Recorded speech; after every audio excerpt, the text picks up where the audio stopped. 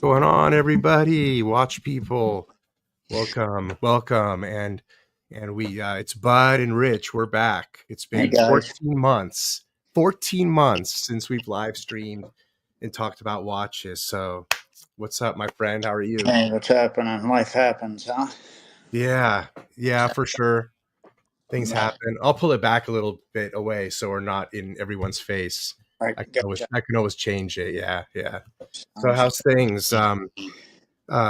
What's going on in your watch world, in your world of watches? What's new with your in your watch? Are you going double fisted on us today? I'm double fisted for you guys just for some time here. I don't know how good Look my at that. back is. So right off the bat, he's showing those a couple of new ones there. I didn't know you got that pink dial there. Yes, can you see it okay? Yeah, let me pull us up.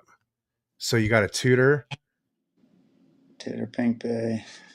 Pink Bay, is that what they call it? I think so. Yeah. Yeah, then look at that bad boy. So that's my favorite new pickup there.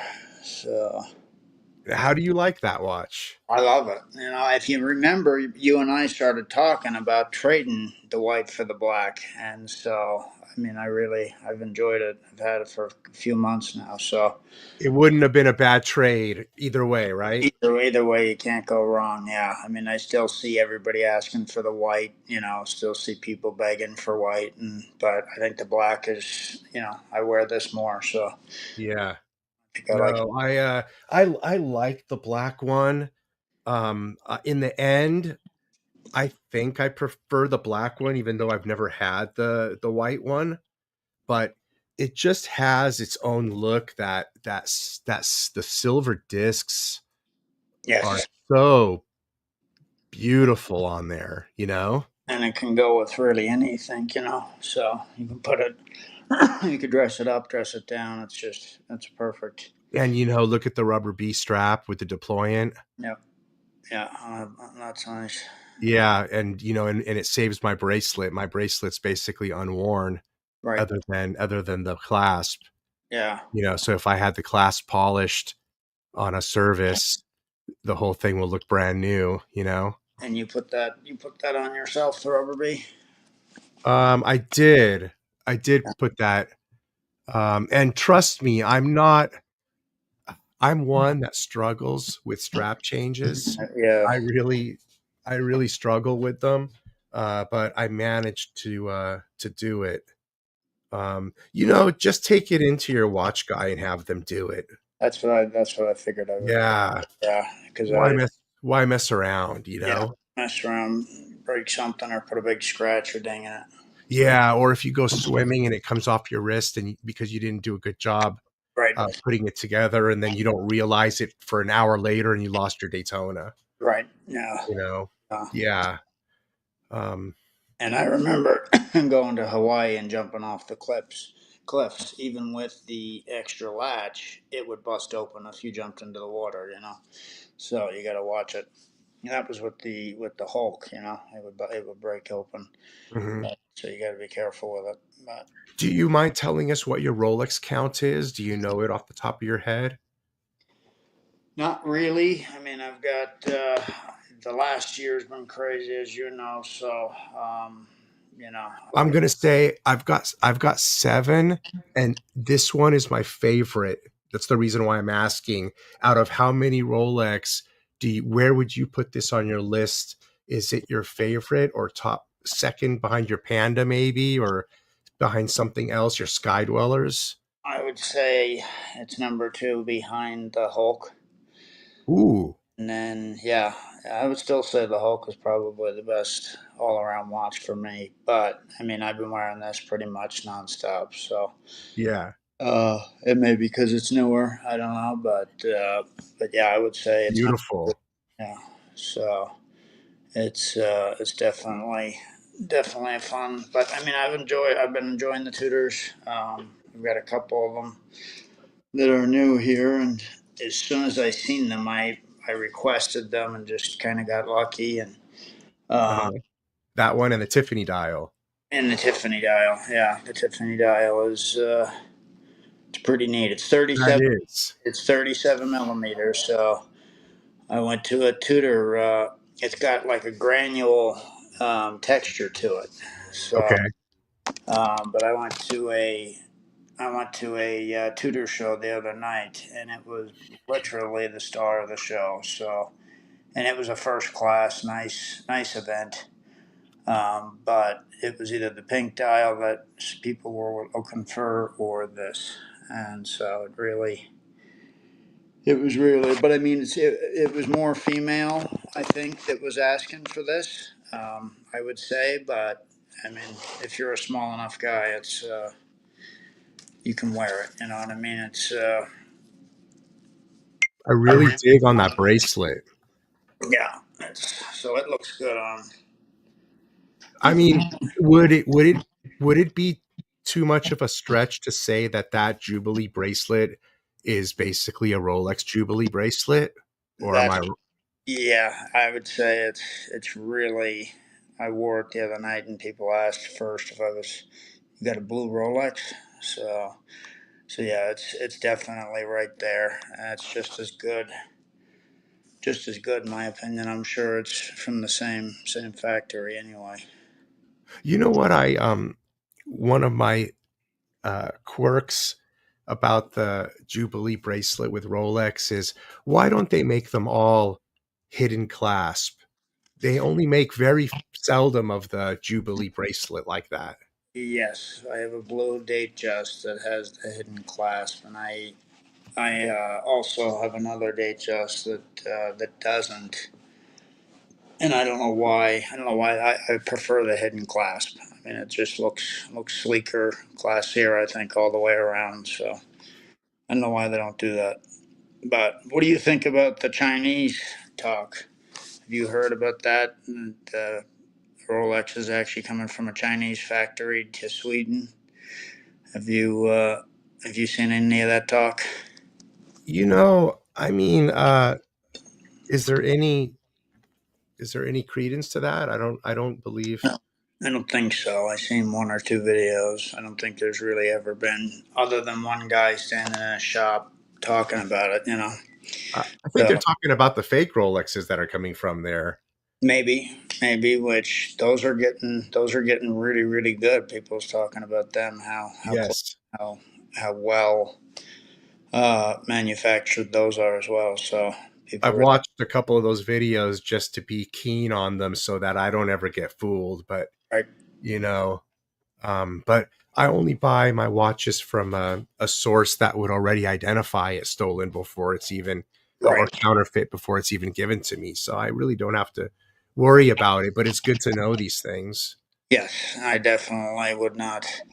I don't know. I guess all these platforms have their ways of making sure that everything is legit, but I prefer just to go to the AD, which it's not a luxury for everyone. So Yeah. I don't think there's anything wrong with swimming with our modern Daytonas at all, no, absolutely not. I as don't. long as you make sure that the chronograph buttons are screwed down. Yep. Because we tend to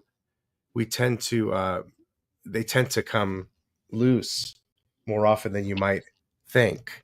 Right. You know. Hey, Steph. Thomas Burnett's joining us. Welcome, Thomas. Hey, Yo guys, how's it going? how you doing, Good. Thomas? Good to see you. Good to see you, Bud. Good to see you, Rich. How you Hey. doing, guys? From the UK. All right, buddy. Yeah. Everything okay over there? What Yeah, time is doing it over there? 2 a.m.? No, it's 8:15. Okay. Just gone 8:15. Oh, not bad. In the Not bad evening. In timing. the evening. That's really good timing, actually, then. Perfect. Yeah. What you been up to? Well, what are you guys wearing? Oh, wristwatch check, huh? Oh, Daytona for Bud. I'm sure you got your Breguet on. Yeah. Got my I've got my Breguet on. Snoopy. Got my The Snoopy, Breguet which on. is my latest one, and that's your latest acquisition, is it not? Yeah. Is that white dial? Let's see, I'll take it off. Yeah, white enamel, white gold case, white enamel dial. That's beautiful. Can't beat those Breguet numbers, can you? Yeah, I sold my Kermit to get it. Really? Yeah. Oh, yeah. That one makes me a little sad there. It makes you sad, doesn't it, Rich? Sorry about that. Yeah. Sorry about that. How did that Yeah. come about? You just you found that? I never wore the Kermit. I babied it. And I've gone off Submariners. I'm totally bored with Submariners. Right. Yeah. It's all good. It's all good. I know it's tough to part with watches, though, too. So I know it was a hard decision nonetheless. There's always a little bit of time that you think, oh, did I do the right thing or not? So yeah, but that's beautiful. Congratulations. Thank you. Yeah. Wait, Rich. Moonwalk? What's that? You wearing the 861? What are you wearing? Oh, Are you wearing the 861? Oh, Snoopy, is it? yes. Snoopy. Nice. Yeah. It is an 861, right? Oh, the 861 transitional. I drop out. Okay. The 861 is in my box, but my 861 is I have papers for it now, so I really love that watch. Beautiful. If you don't have papers for your if you have a vintage Omega, I recommend paying the money for the archives. Yeah. Yeah, that would be a big deal, I would say. In the UK, though, you can't just pay money for the archives. You have to get it serviced as well. So you have to pay for a service. Ooh. In order to get papers from the archives. Yeah. So you're paying £700 service and then money for the archive. So I had mine serviced by a local guy, and but I went directly to the boutique and showed them the pictures of the inside of the watch and showed them the watch, and they did get me the papers, so I got lucky. But it was a couple of $100 to get the papers. Yeah, to get the extract from the archives. Yeah. But yeah, the Ed White's the only watch that's on my immediate radar that is on that I'm on the hook to buy right now. As soon as they call me, I'll be getting that one. Yeah. You had it with the Journe, didn't you? Yeah. No, I'm done with Journe. I'm not pleased with them, so I'm not going to be getting those watches. What has that been now? 5 or 6 years, 7 years? Since what? Since you originally ordered the Journe? Oh, I don't know, but It's been a You while. know, when yeah, you know, I got into a little tiff with him a couple of years ago, and I wouldn't want to wear their name on my wrist. That's for sure. So I'm done with Jorn. They've You just know, crazy in the market too. It seems like everyone that I see is $100,000. So it's not. yeah. But you know what? So is every high horology watch. Yeah, yeah. Everything's gone. So Mm. you know, but no, I would. It's kind of one of those things for me. Every time I look on my wrist, and if I saw that name, I'd be disgusted with it. I wouldn't want to wear their name. A couple of assholes uh, representing their own brand, to say the least. So Uh, who wants to sport the name of somebody they don't want to even ever talk to or meet again? You know what I mean? Yes. Yeah. If they don't want to sell anything to you, it's hard to. I've been playing around with some other. Let's see. Caliber 11 Monaco. Steve McQueen edition. So Nice. that's a Yeah, that is nice. that's a nice. Believe it or not, that's a nice watch for the money. So it's. I was saying earlier that we've pretty much got so many of the watches that are out there, all the ones that we really want. Yeah. Now it's time to get things that are a little different, something we just like when we see it, spur of the moment. Which is Maybe exactly what I've been doing. I've gone back to my day. I've gone back to my military roots. This is the last watch I got a couple of weeks ago. This is a Kenyan Army issue record. It's the same as the Dirty Dozen watches record. Dirty Dozen watches that they did with sword hands, exactly the same model as the Dirty Dozen. But this was issued in 1957 when the Ghanaian Ghana had their independence, and the British issued these to the Ghanaian army for the Ghanaian independence, and it's got it stamped on the back GA for Ghana Army, and I'm getting all sorts of weird military watches now, so just sort of gone back to my military roots, I like the dial. Yeah, was that an Edna? What was the brand? Edna? Record. Oh, Record. Okay. Edna was a military brand too. I think too, if I'm not mistaken. Eterna.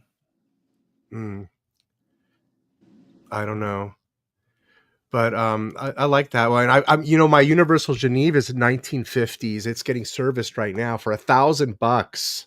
Really? Yeah. Wow. Yeah. So what do you think's going to happen to them when now Breitling have taken them over? Do you think they're going to be expensive? They're going to be expensive, aren't they? I don't know. Will they replace anything you don't want replaced on there on the Universal Geneve? Like, will they do something? No, so I've got a watchmaker here local to me that's really good. He's a really good guy, and he's changing the mainspring to get the watch was running slow and fast, and so he's changing the mainspring and making sure it's running up to speed. But it's a chronograph, so I mean a 1950s chronograph, so I'm paying him good money to get it working in perfect condition, Right. And he's had it for well over a month, so he's gonna clean it up for me, make it look nice, no polishing, and just an ultrasonic cleaning on the rose gold case. And then I gave him the strap that I got from Aaron from Combat Straps. I got a high gloss, dark blue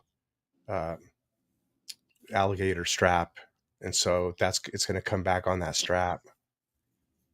It was hard to find a buckle. It was hard to source a buckle. I couldn't source a rose gold Universal Geneve buckle. UG, So I ended up getting a Frederick Constant rose gold buckle because it just has like that Swiss Army flag or something. Yeah, it's just flag. It doesn't have a name. It just has that little flag. So I figured that would be a decent match. So I got that buckle for about $85. And I'm excited to get it back. Can't wait to get it back. Yeah, well, I mean, they're bicompax chronographs that UG did. I think they're going to start at like 15,000 when Breitling start releasing them. The pole routers are going to be 10,000, I reckon, if they start releasing those. Here's a picture. It's going to be that upper luxury level of Breitling, isn't it? There's my Universal Geneve right there. Did that come up on the screen? Yes. Yeah. Second from the right. Yeah. Beautiful. Yeah. It is in really good condition. I'm excited to see what it's going to look like on that strap. It's probably going to look pretty. I hope the strap's not too much for it. Do you think that the strap could be too much for the watch? Not at all. No. Yeah. No. I don't know what's taking him so long. I wish I'd get it back already. I also took him my ball watch because the date wasn't changing correctly on that at a 7750 movement. Right. So he's going to fix that for a couple of $100. So they're the diamonds of the watch world, aren't they? Of the watch collector's world, a good watchmaker. Yes. They really are. A good watchmaker is the most important thing that a watch collector needs. Yeah, 100%. I haven't got one locally, to be honest with you. I really need to find a good watchmaker local to me. Yeah, I got really lucky because this guy stopped taking new customers. He doesn't take customers at all. So, Bud, don't know how to work the phone. You're good. Work the stream. You're good. Started to skip. Yeah, I had to look him up. The store was gone, and I went to another store, and they said, "Oh, you're looking for this guy? Let me get you his phone number, and call him up and see if he'll take you as a customer." And he remembered me, and he said, "Yeah, come on in." He doesn't even have a public shop. It's like a private shop with no name on the window, like that. I guess people beat his door down. When you're that good, right? Yeah, absolutely. They're so hard to come by. Good watchmakers now.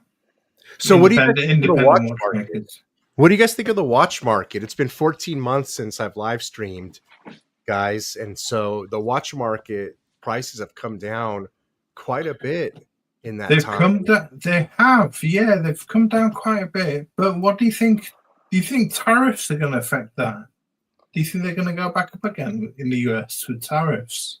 Well, they've already, from the AD, went up significantly. So we've already seen a big increase here firsthand, but secondhand, I don't know what it's going to do, but everything seems to be way more than what it used, especially the gold or platinum has definitely went up from the AD. So sure.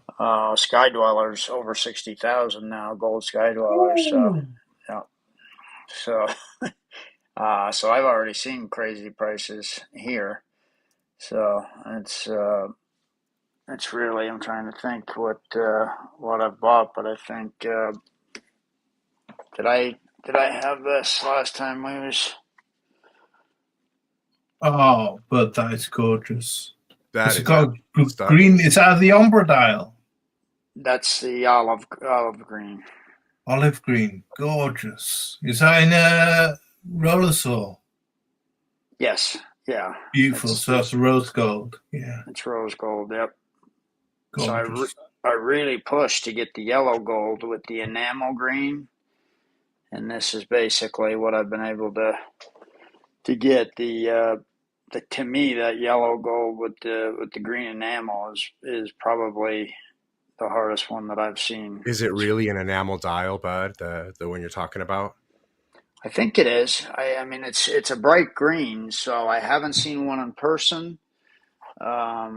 You know, just the pictures of it and stuff. So, but that's what it looks like to me as enamel. Yeah, that would be magnificent. Yeah. Yeah, it's really flashy. So I seen a guy at a PGA Tour event here, and he had one. So it was actually, so I did see one in person, but it had the diamonds around it, so which kind of changes it a little bit, you know. So I just wanted it without the diamonds. I did have a chance at one with diamonds, but it's just not for me. So I'll just wait, see what happens, you know.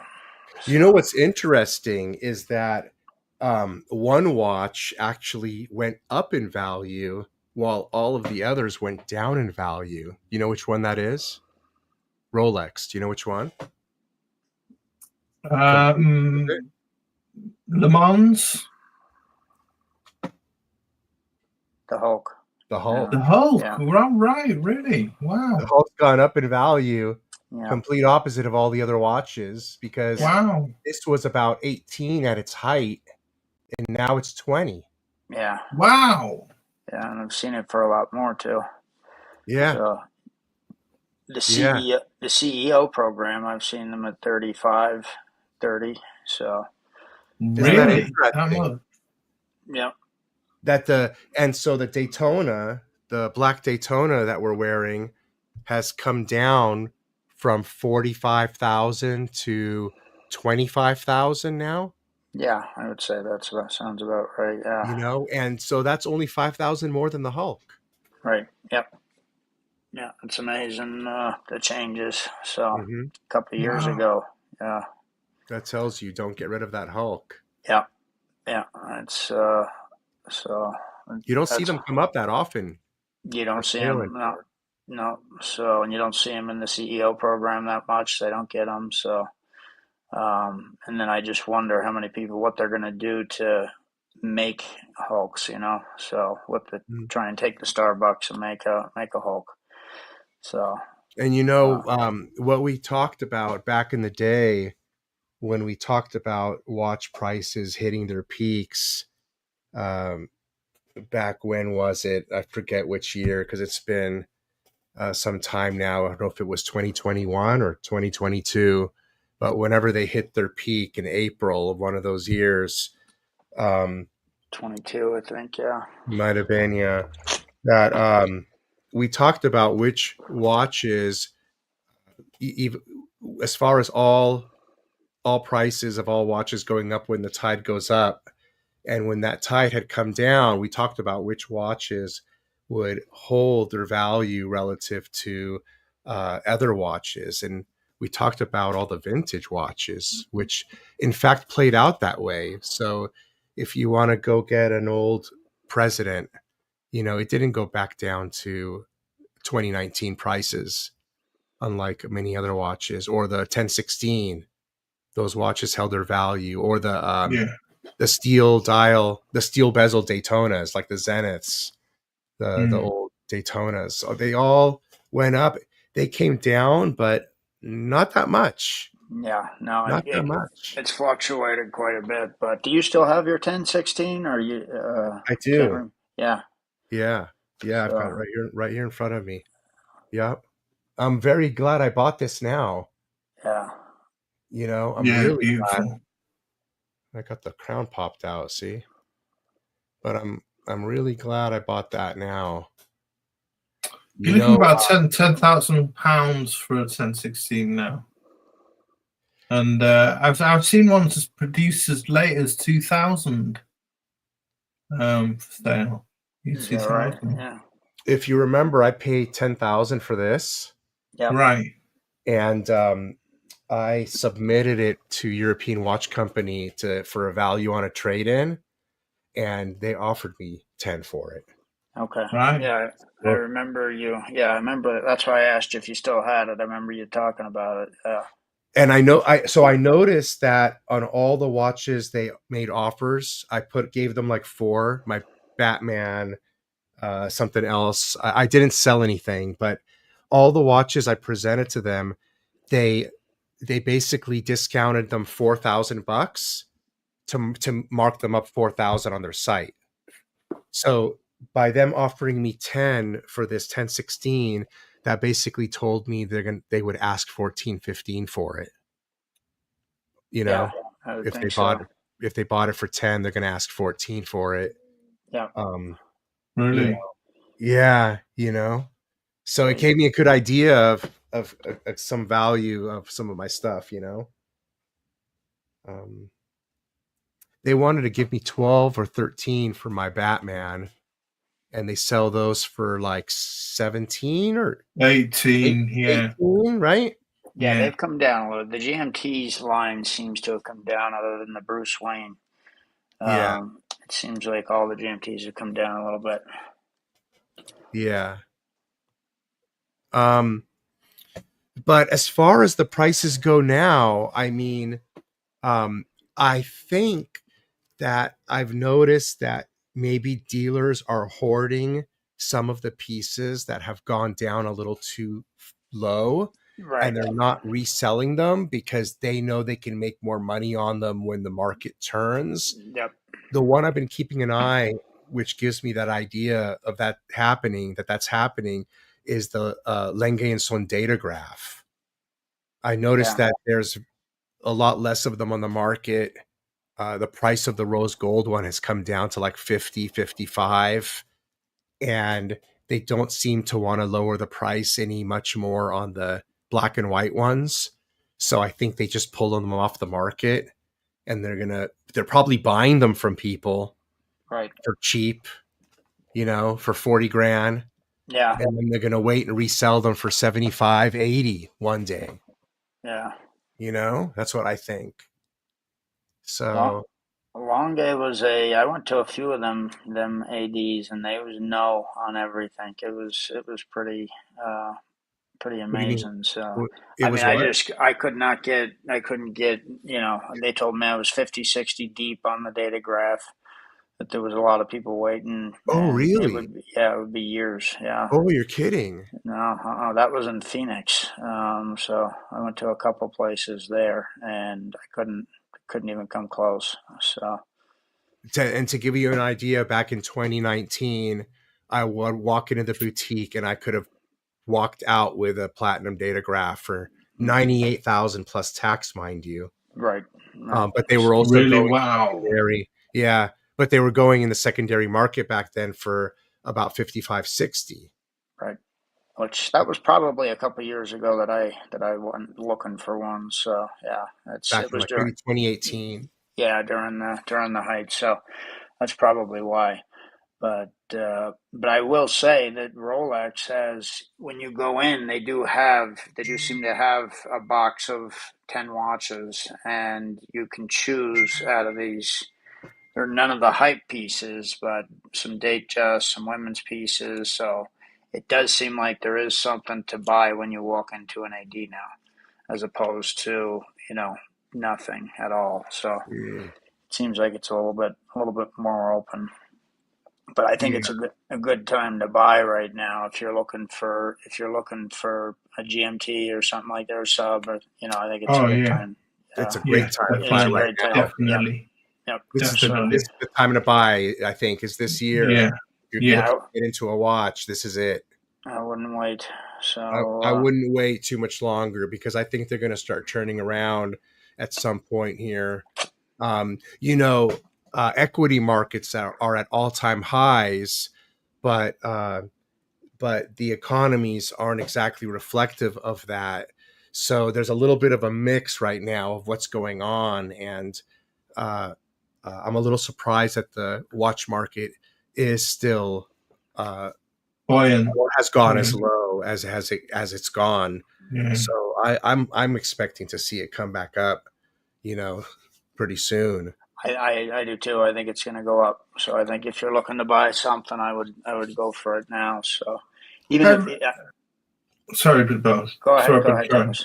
No, I was just going to say everyone seems to be wanting to put their money into Bitcoin and and investments, don't they? Yeah. From what I'm seeing. Yeah, which Bitcoin did go up quite a bit. So it seems like from. I sold my Tesla stock. I got in at 155 and sold it at 340. Wow. So doubled my money, more than doubled my money. That was good. In Tesla stock.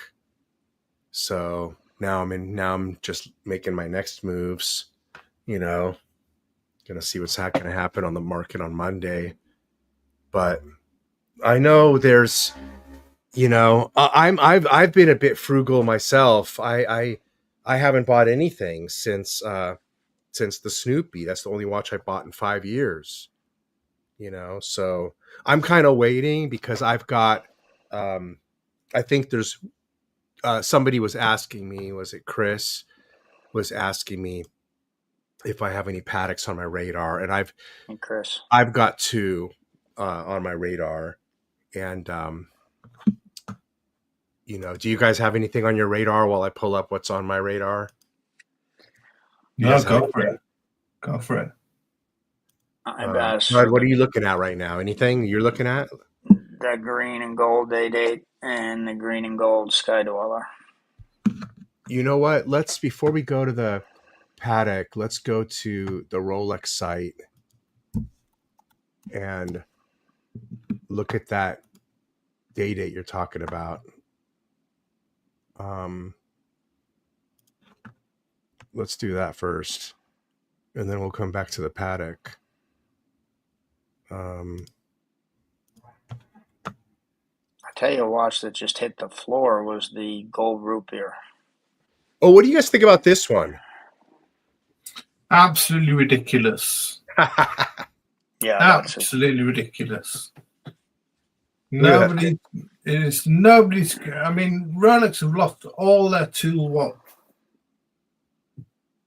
Yeah, heritage. I think you got to be a really big person to pull that off. Yeah, it's all jewelry. It's just ridiculous. It's you got to be Sylvester Stallone or Arnie to be wearing that sort of kind of watch. And I mean, there is those guys out there, them big guys. I mean, I guess there's a watch for everybody, So if they have a 6'4" guy walk in, I guess that's a watch for them. So yeah, but they must be selling them. I don't know. I've never seen one. I haven't seen the titanium one either. But yeah, there's a few watches that. Okay, so the one you're looking for is a 40, right, bud? Yes, it's a 40. Yeah. Hey, real quick. Speaking of presidents, what do you think of the Day-Date 2, the 41 millimeter that's been discontinued for a while? Why not get a 41 millimeter Day-Date 2 when it's going for the same price, basically? Is there any reason why you should or shouldn't? I think if you could wear it and it's not too big, I think you'd go for it. Yeah, I think I've seen some really nice ones. Yeah. They've got a white gold black dial one. That's pretty nice. I like that one. So yeah, I mean, if you can get one, that would be. So you got the Eisenkaiser that you just passed, haven't you? The rose gold one, right at the top left. I think that's the Eisenkaiser dial. Which is the one that you have right now, bud? I have the 36 Eisenkaiser. Oh, 36, Thomas. Oh, right, okay. Which is actually my wife's. The green one that has an enamel-looking dial. There it is, right here. There it is. Oh, it's got diamonds, though. I'm sure we can remove them, right? Yeah, you should be able to take it off. Let me see if there's more here, and it's got it without it. Wow, there's tons, isn't there? Yeah. Is that the you just passed? Up a little bit more. Well, you got to watch because the 36 they There. started No, that's mentioning. that's the olive one that he has now. Oh, right, yeah. That's the Does yours other have one. Roman numerals? Yeah. Yeah, mine's Roman numerals. Yeah. So far, I only seen it with the diamonds. There it is, right? Yeah, that should be. Is it, make sure it's not a 36 because I know that. That looks like it. Yeah. Yeah, I like that dial, 100%. That without the diamonds, I just think that would be the perfect. Of course. Would you prefer it with diamonds, Bud? No. I've seen one with the diamonds and was offered one, and it's just not for me. So I like it, but I mean, just as far as wearability, no. I just wish that they would frame the date in gold. That's something that you've always you've had a flair for that forever, huh? I've had a problem with that because Bud knows because if you look at my right here at my watch, look at the gold, look at the date. Look how it's framed in gold. Okay, right. You don't see that anymore. No. It's a very top feature, my man. Look at that. I mean, look at the gold around the date. Yep. Now you're not going to unsee that now when you go look at your two-tones and your gold watches. You're going to be like, why the hell doesn't my date have a gold frame around it?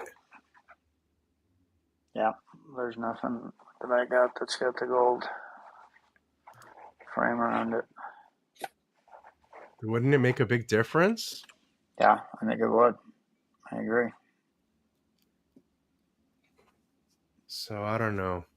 But that's, I mean, as far as wearability, I think I think anybody could wear that anywhere. So if we go to the Surdy version of this watch, does it have I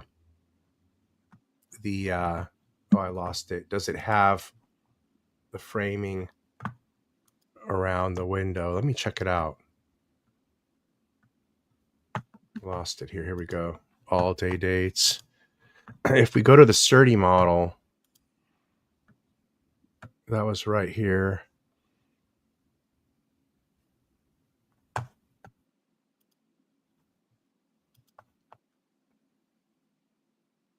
I'm looking. I don't see them. Oh, this one does. You see this one right here? This one has the frame date. Oh, really? So it's kind of like what I thought. I think it's only the Surdy dials. Right, okay. Have it. So let's go to the green Surdy dial, the one that was the green you liked, right here. It doesn't have it on this one. You see? So it's they do it on some, they don't do it on others. You know? I wonder if that's just the person that's making it, or is that? I wonder if it's consistent. Is what I mean. You know? Oh well, with the reference number it is, but why don't they do it on? Like, so here's the look at this is the icon dial. How do you say it? Eisenkisel. Look, it's got the frame around it. See that? Right. It's got it.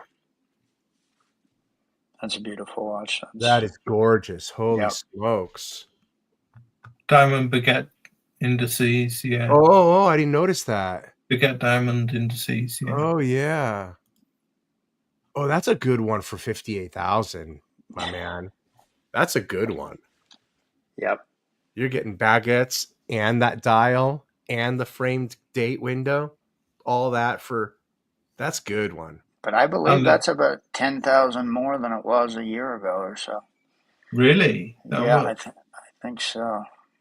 Well, remember this has the diamonds, so that might be the difference in price you're thinking. Yeah. Well, I know they've went up percentage wise a few times, 3%. So. Yeah, the diamonds add quite a bit. I think they'd add like 10, 15,000 to the watch. Yeah, but it was like a 30 $38,000 watch, and then the diamond's 48, say 50. Yeah, But you know, sorry. sorry, go ahead. I like the baguettes on this because it's less cluttery than the Romans. Yes, yeah, I Yeah. like the baguettes. I don't think they make it in the olive. I've never seen them on the olive, but that's and the rose gold I actually do like better than the yellow gold, but it's the enamel green dial that does it for me. So, but you could say that's the perfect watch there. You could wear that. What do you think of the ombre dial, bud? I love it. It's beautiful. The blue one. Yeah, the green ombre. The green ombre. It's Yeah. not for. Yeah, I mean, I was Right here, offered right? it. Yeah. This one, right? Yes. Yeah. Yeah. It's nice. I mean, I was offered that. I just I turned that down because I just wasn't. Really? Yeah. Wow. Yeah. It just wasn't for me. Whatever. Here you go. Just the green like that, 44,000 with the green dial. Right. So I think it's about 5 or 6 more than what it was. So for what, 12,000 more, you can get the baguettes and that Icon dial, however you say it, Eisenkeisel.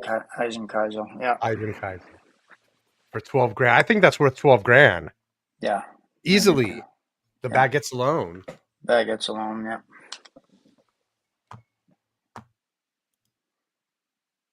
And they have black baguettes. Look at this one. Black dial diamond baguettes.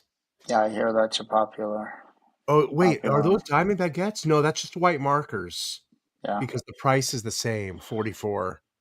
Yes, gold batons. Yeah.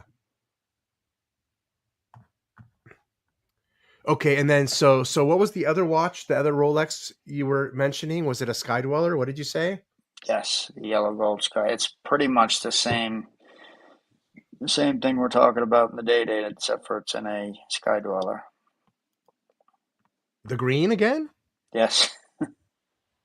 Because I know Sky Dweller's your favorite Rolex. Well, because I figure if you get one or the other, then you're good, you know? Oh, you know I like that style. Yes. But I like with that leather strap, but that's still... They make that with a green dial now, too. Ooh, Jubilee, look at that. Yeah. That was a new feature a couple of years ago, right? Yes. So I think that's the Gosh, amount. if they just made it with the hidden clasp, though, you know? Yes. Yeah.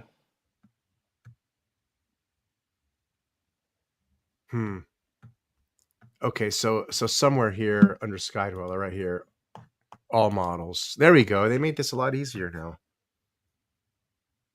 There's the rose gold and blue, and then the yellow and green right there. Oh, that one's beautiful in the blue. Yep. Oh, this is the one you want? Yep, right there. Oh, man, that is spiffy. Wow. Wow, that is beautiful. It's a big So this is hard to get. Yeah, it's hard to get, yeah. Oh, my gosh, that is incredible. That's a good one. That's a good one. What do you think, Thomas? You think that's wearable, or you think it's too big? You're mad about green dials, aren't you? The Irish connection. The Irish connection, so you've got to get green dials. It's gorgeous, bud. It's beautiful. Well, I just figure if you ask for the watches you like, what the dials you like, you know, you're going to get one of them at some point, you know? Yeah, absolutely. Yeah. That's the best one, yeah. 100%. How many green dials have you got so far then, bud? You got the Hulk, you got the Day. The Hulk, the Day. What else do I got?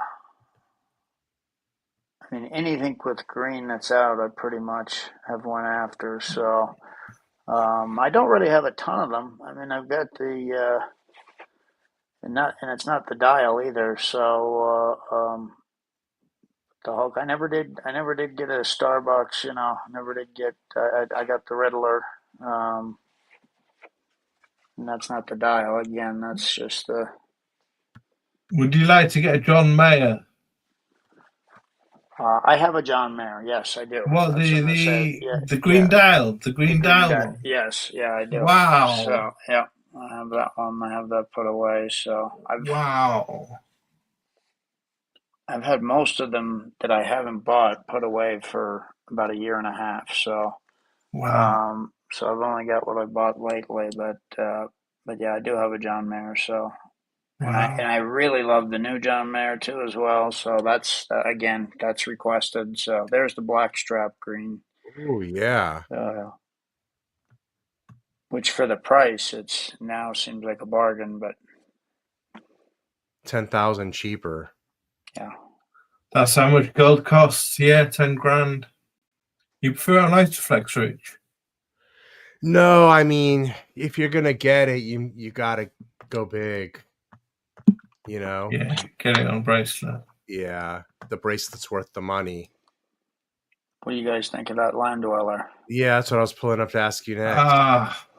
I saw it in the metal at Watches and Wonders, and the rose gold one is really nice. Didn't blow me away, to be honest with you. I held it next to my Datejust, and I actually prefer the original Datejust Jubilee bracelet rather than this flat Jubilee bracelet. It's just got more charisma, the rounded Jubilee bracelet, and but a lot of people are saying. I mean, I had one person comment on the show yesterday that it's better than a presidential bracelet. He thought it was better than a presidential bracelet on the Land Dweller bracelet. Did you see it in platinum? Yes. You did. Okay. What'd you think of that one? Yeah, nice. But you don't notice it much apart from the steel one, apart from a different dial. You know, It's got blue dial. Ice blue dial. But the honeycomb dial, it doesn't do it for you? It's okay. It must. I'm surprised that they only make it in the two dials. Like I've only seen the white with the rose gold and the blue with the platinum. I'm not a fan of the honeycomb dial, to be honest. You don't like it? I don't dig it. If I liked the aesthetics of this watch, the case design specifically, I would go buy an oyster quartz. I think it's a little more feminine. So I ordered the steel in the 36 for my wife. So I do think it's a more feminine watch for some reason. I mean, you know, it's basically an oyster quartz, isn't it? It's nice the quartz hybrids, yeah. I mean, the new movement is good with the new escapement. You held one, huh? I didn't hold it. It was on display. You could touch it, but it was in a display in the Rolex stand at Watches and Wonders. I mean, you know, here's the older Datejust or the oyster quartz compared to it. And I just think I prefer I saw a really couple of good deals on the oyster quartz. I wouldn't have mind pulling the trigger on them. I do think the bracelet's absolutely beautiful on this one, though. I don't know. Is that on the website, the comparison that you just had up there? Yeah. Okay. What's that on the left? The gold one. Is that an oyster quartz? Quartz from 1969. Yeah, I've never exactly seen this one like this before. I'm more used to seeing the one in the middle. Right. You know. But yeah. The one in the middle looks nicer than the than the new one, in my opinion. I like this one. Yeah, It's wider. I seen a video the other day of that guy in New York tracks, and he said this is the worst watch you could buy right now. And I was shocked, because I had this service last year, and I still love it. I still think the original Datejust. Mine is the 36 Tapestry. This is a 1994. Oh. But he was saying these two-tone Datejusts aren't worth their price, but no, I like those. Yeah, I think they're. Yeah, just sharing a picture at the moment, Rich. If you want to share my screen, my me watching Wonders holding my Datejust next to the Land Dweller, so you can compare a 36 Datejust with the 36 Land Dweller. And no, it's if I'm sharing my screen, you might see it next to at the bottom. Oh. Okay, I have to remove mine. Hold on.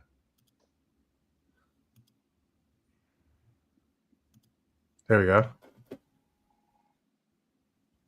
Yeah, so that gives you an idea of the bracelets. I just felt that the old Datejust bracelet had more charisma. Sure. Yeah, I don't know if they're trying to go towards appeasing AP customers or what. They're trying to go for that Royal Oak design. It looks smaller than so that's a 36. 36 Datejust compared to a 36. Oh, that's a 36? 36 Datejust of mine, yeah, compared to the 36 Land Dweller. Yeah. Looks bigger, don't it? Yeah. I know that's discontinued. Do you still have that, Thomas? Yeah, still got that. It's a beautiful watch. It is.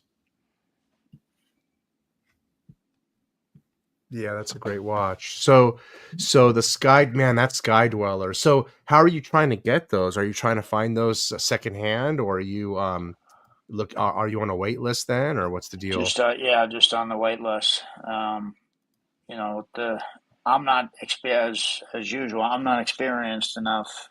I'm afraid to buy something fake, so I just on the wait list. Yeah, so, best bet. Yeah, I just feel better about it, so just wait. Plus, I don't want to pay an extra 10 or 15,000 for it, so that'd put that watch up to about 75 if you're paying for second hand. Yeah, that's man, I don't know how. Have you gotten anything from being on a wait list lately? Has that worked for you at all lately? Anything? Not really. I mean, I'm trying to think if there's anything that I got. No, I've walked in. I bought a couple of pieces that this is a two-tone Datejust 41 with the Wimbledon dial. These are the type of pieces that I'm seeing when you walk in that are actually for sale. Yeah. And I bought this because I was going on a cruise and I didn't want to lose or scratch up my my Hulk or get the sand in it and everything that it's supposed to have happened to it. I didn't want to do that to it, so I bought this and I wore it. That's cool. Yeah, it's nice. People say the smooth bezel isn't very nice, but when you wear it, it's nice. It's different. It's different. Yeah, it is. It's the only one that I got with the smooth bezel like that. So, what do you think of 1908 on the new gold bracelet? Would you go for one of those, Bud? The 1908. Yes, yeah, I do. I do actually have a white gold 1908. It's put away. Right. Yes, okay. Yes, yeah. So I thought it was. I think it's a very nice watch. What's up, Forbin? Yeah. Yeah, that dial on that honeycomb land dweller dial kind of gets me too. So this was one, I think, after my Ed White, Chris was asking me if I have any paddocks on my radar, and this is one of them right here. Oh, nice. Yeah, the 5172G. Salmon dial, I like that. Yeah, with the triple tiered case. Yeah, it's called a salmon dial, but it really is like a copper tone. You see Yeah. that? I'm But they finding do that with call it most salmon dials these days, they're more coppery than salmon. and pink, right? Yeah. How do you feel about that? I don't mind. I mean, a lot of dials are called copper salmon. Fears calls theirs their Brunswick a copper salmon. And so that's fine. I mean, Yeah, I don't care what they call it. That's a nice. yeah, I don't care what they call it either. So the 6196 as well. That looks beautiful. That's a sort of more not so much coppery, but beautiful dial on it. Beautiful. Yeah. Rose opaline, Chris is saying, is the trade name for this color. Right. Okay, Chris. Chris, what do you think of this 5172G? This is one of my considerations here for my grail. What I hope to get not too long from now, I hope, But this one, or I like the pushers that pop out. What do they call those pushers that are sticking out of the case like that? Like Frankenstein. You know what I'm saying? Frankenstein. Those giant pushers that stick out of the case. I like them. And they're very traditional looking. Yeah. And the other watch I'm in love with, and honestly have a hard time deciding which I would want, is let me find a good picture of Foremints they're called piston pushers. Oh, okay. Let me find a good picture of this one.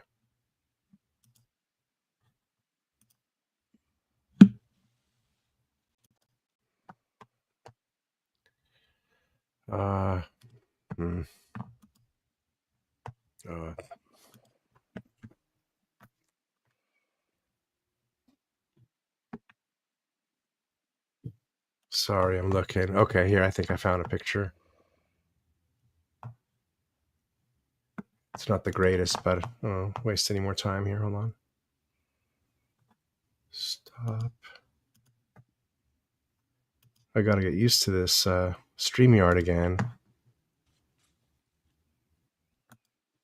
Yeah, there's a lot of new. This one here. This one here. Oh, it's nice with the Breguet numerals. I don't like the pushers as much on this. Those rectangular pushers. I love the Breguet numerals.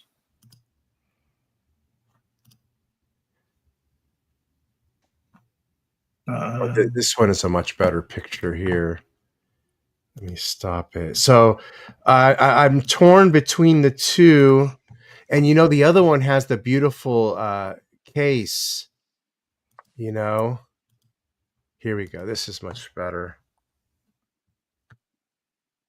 to see a real picture of it. Rancher wants a link. Yeah, you can post Rancher the link. Oh. Rancher. Invite. Copy link. Paste. There it is.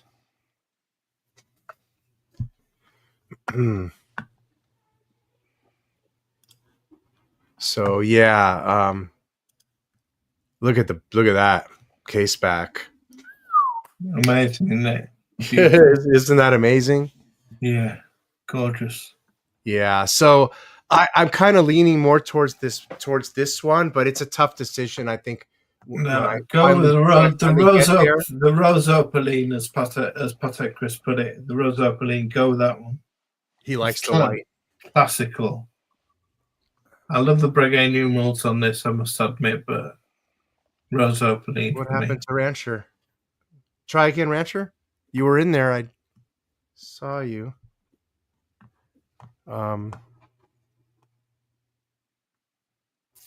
Where's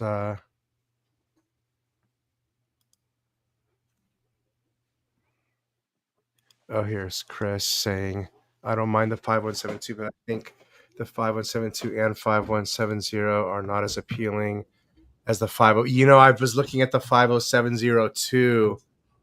I've been looking at that one as well. Well, I've been looking at the 4077 for about 12 or 13 years. What's going on, Rancher? How you doing? Oh, I'm at the orifice. I'm going to see if the client comes in, but Jesus. Speaking of Mr. Quartz, what do you think about the Land Dweller, Rancher? Yeah, what do you think about it, Rancher? Well, I think they need to put horned lugs on it and just call it the Lard Dweller. And we're talking about someone who had kind of watches pretty darn close to it in a lot of ways. I'm not a fan. Yeah, not a fan. Yeah, I don't know how long you've been listening, but do you agree with me that the Oyster Quartz look nicer? The Oyster Quartz ones look nicer? Well, actually, I thought my Rare Birds looked nicer, but it used to be my Rare Birds. But here's the trouble with Rolex, though. Okay, Rolex. A lot of people they're not really watch lovers. They're hype chasers. They're like horological day traders. Sure. No, I agree. They're going for whatever's the latest and the supposed greatest. And whatever they'll flip for, whatever, or think they'll get out of. That's what makes the Tide right now ideal for people like us. We can go in there and get some of the unloved vintage models, some of the Cokes that have come down in price, the Pepsis, and that sort of thing. Well, you've seen my white sub. I've shown that to you, right? Or maybe not. I don't think so. I haven't streamed in 14 months, so a long time, Rancher. But yeah. All right. What'd you get? A white sub, a 1680. Oh, okay. So there you go. That's what we're talking about. Yep. Swooping in at the right moment. About a year ago. About a year. Not a red sub. No. Red sub is no. It's too much hype. Too much of a chance for fuckery.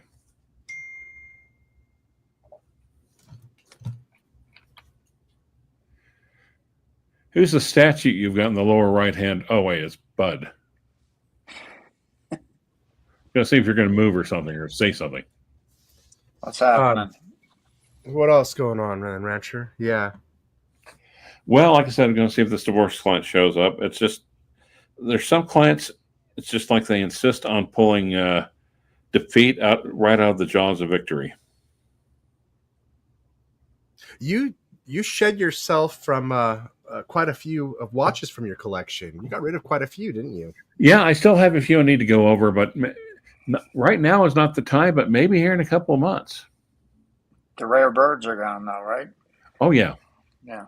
I think you did fine with the timing of when you offloaded what you needed to offload. Now you can get back in. Thank God I waited another year. I'll put it that way. I think if I would have done 6 months earlier, would probably have been up. Yeah.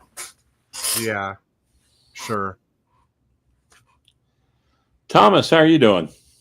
All right, Rancher. How you doing, my friend? Great. Occasionally I try to plant Minotaurs. Did you show the watch that you helped design, Rancher? Have you showed that the off Louis? at all? Yeah. Yeah, I'm even out of those. Like, at one point I had 230. I'm watching. Okay.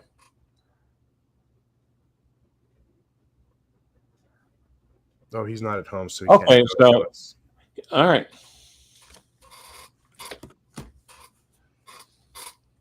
But yeah, those were. You didn't get in on that, did you, Thomas? On that? I didn't know. special No. And Abdul, the person who's in charge of managing them now, and number 4 is going to be a jump hour one. I'd love to get in on that, but it's too late. Is Bill the one that's making those happen with you guys? Yeah. Bill's in charge of it. That's But he's cool.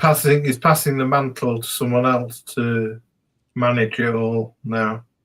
So he's on the 4th edition now? They're planning the 4th edition. Yeah, they're on the 3rd at the moment, I think. They've done 1, they've done 2. They're doing the 3rd at the moment, and then they're going to. They're already planning the 4th, which is a jump hour one. Which would be great. Wooten Laden watches, right? Oh, fuck. Don't get me started. Fucker. What? Kerry Wooten Laden has his hands on too much shit. I mean, literally, his thumbs in too many pies. And of course, Urban Jurgensen. He was, coming at 20. It's the 200th and 300th anniversary, so we're gonna have all this new stuff out in 2023. Crickets. Literally, I think now in 2025 he's finally starting. It's like, thanks, dude. Real nothing. No announcements, no nothing until like 2 years late. So, yeah, I'm out of my Urban Jerk. I kind of wish I'd kept that one, but fuck it. Yep. That's it. The lyrics, I'm out of that one. I'm a little. The lyrics greatly expanded, but I think they just threw the door open a little bit too wide. I think existing members should have voted, approved or disapproved incoming. So there's one on the one Wooten Laden on the site. Yep. See this one here, That's 23 nice. grand. Now, Rich, I'm trying to think what the hell is your email address? I'm trying to. richbuddy5167@gmail.com. All right, hold on. Let me try to send you. I'll send you a couple things. Hey, Rich, how long are you going to be on for? Probably not too much longer, to be honest. I think we've been on for a little while. Really? Well, actually, someone told me about it. Okay, just now, but. I must just say it's great to be on today. I've got a bounce, so it's great to see you guys. Good to see you, Thomas. You're looking really well. You're looking really well, Rich. It's great to see you. Thank you. Great. You look as well as yourself. Yep. Congratulations on the new pickup. Okay. And Rich, Great to be on the show again. And I hope you're doing some more shows in the future. And drop me a line if you're going to be on. So. Right, great stuff. Great to see you, bud. Great to see you, Rancher. Thanks. Good seeing you, Thomas. Take it easy. Take care, guys. I'm sorry, Rich Buddy, what? 5167? Yeah, rich5167@gmail.com. All right. Well, I actually did remember. What am I looking at? A watch that you're sending me? Let me see. No, it's a penis. Yes, it's a watch. Let me see if I can find it on my we don't need no Brett Favre screen here. Brett Favre issues on here.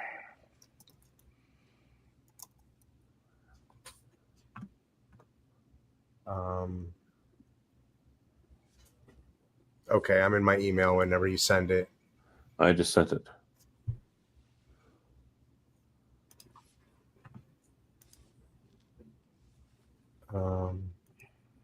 Okay, well, maybe it'll take a minute to come in. Oh, there we go.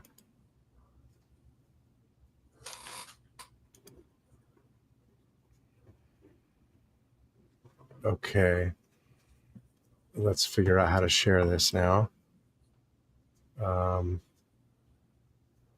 me maybe download it. I don't know how to do. Or maybe I could just share it. Sharing Sharing means caring. I don't know how to do this stuff anymore.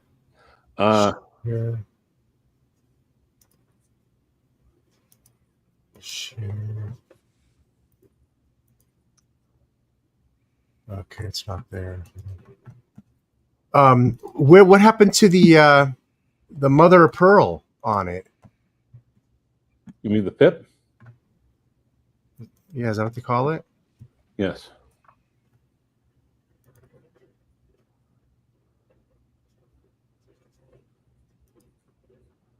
Okay. Well, I'm venturing to guess here. Oh man, this is so hard. I don't know. Boy, if I had it, no, I'm just kidding. Freaking Apple, man. It's not the easiest damn thing in the world to figure out. To be honest. Image 689. I don't know. Let me see if I can share that stupid share now. Let me see. 689. So have you ordered anything, Rancher? You waiting on anything? Well, no. I mean, every once in a while, I've got like a little. I've got someone I call Untaroki, and they'll just send me like a couple of things to look at here and there, there and thither. That watch looks a little beat up, Rancher. The first one? You sent me two? Yes. The Rolex? Yeah.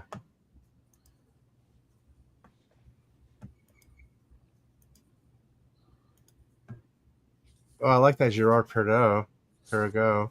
Yep. Thank you. I don't know how to share these. Sorry. All right. I'm on an Apple. Yeah. You know where? Friendly. You know where the Gerard Perregaux's from? 1945. Oh yeah, it looks vintage like that. Similar to my Universal Geneve. What is it? A 37 millimeter though? 30. I think it's it's either 36 or 37. But I realized why I like it. Why is that? It bears more than a few striking characteristics to a Dufour Simplicity 34. I like the dial, the textured That's- dial. Why do you think people like Dufours, genius? I don't know how to share this. So Sharing means caring, but you don't know how to do that because you're a bastard. You total bastard.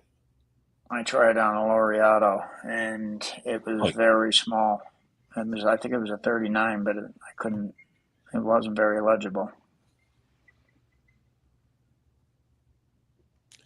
But did I send you geez, what was it? Are you the one in Arkansas? No, I'm in Colorado, but I bought your Explorer. You never did. Did you ever send me the goddamn postage for that? I don't know. I thought I sent you everything, but what do I owe you? I think it's like literally like a couple $100 because of postage and insurance. Okay, I'll sell it to you. I appreciate it. I'm like, yeah, it's not enough to go to war over, but it's one of those. Yeah. No, I still got it too. I don't know where it's at, but I still can put that away. That was a 40, wasn't it? Or was it a 30? Yeah. Oh, it was a 40. That's beautiful. there, it's on the screen. That's a 19 what? 1945. Wow. Figured it out. There you go. And then it's Gerard Perregaux, but the reason it bears more than a few passing resemblance to the. Oh, and also it's just like something happened. He's like, shit, I had to go take care of my kid. So Whoops, sorry. I'm like, oh, that's important. You know, come back in. It's just like I've got all these documents prepared for you to look over and sign, but fine. What I spent my fucking weekend. Sorry. Anyway, go ahead. What is Anyway, that, 37? That's it's nice. a 36. It's a 36 or a 37, but it's really legible, and it's all face. It's hardly any bezel with it. But I would, you know, I would argue that has so much in common with the Simplicity 34 that I wouldn't be surprised if Laurent Ferrier, fuck me, shit, Gerard Perregaux. no, not Gerard Perregaux, who did the Simplicity, shit, the Dufour. I wouldn't be surprised if Dufour had this on the wall when he was designing the Simplicity 34.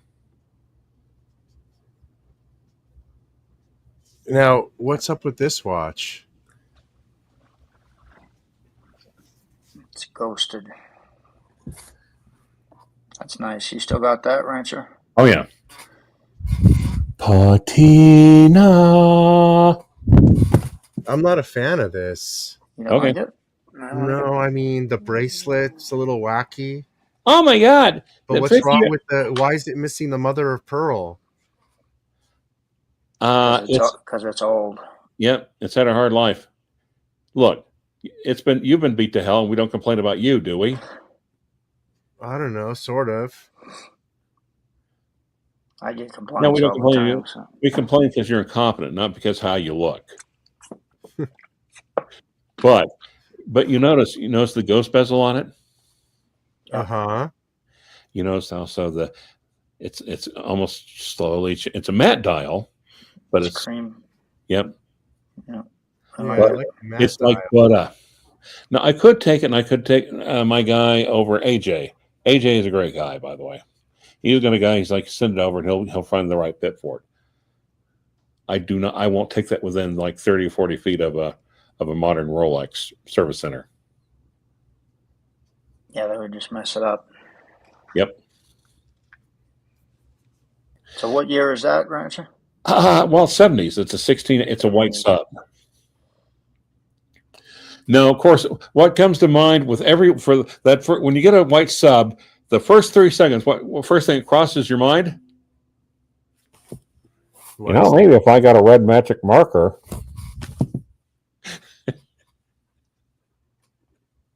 And if you don't think the same thing, you're a goddamn liar. It's like no. That's maybe if you look for an older dot. No. What year did you say this is? 70s. 70s. It's a white sub. It's a white 1680. You've heard of a red sub, right? Yeah. So only the 1680s or prior years have all the white text, or what? Halfway through, Submariner was changed from red text to white text. No one knows why. Okay. Now, red text, stay the fuck away. They're overhyped. So the white, it's in reverse. The white is what they want, not the red. No, the red is what they want. Super hyped. Oh, really? Okay. And the only difference, same everything, the dial changed, except the font or the color of the font. Submariner. Everything that changed. The dial is incredibly in good condition considering the rest of the watch. I wonder if that was a service dial at some point too. Possibly. But then again, it's just at some point it aged. The bezel got sun plates. Yeah, that's true. With the patina, it probably isn't a service dial. It's probably original patina, huh? And the hands look original, don't they? Yep, and they're about the same color as the indices on the. Here's what I like about it: naked loom, naked plops of loom on the dial. How long have you had this? I've had it for about a year and a half, I guess. And lollipop hand. Yep. But I put this thing. You put this. I've had so many. Of course, the Black Bay 58.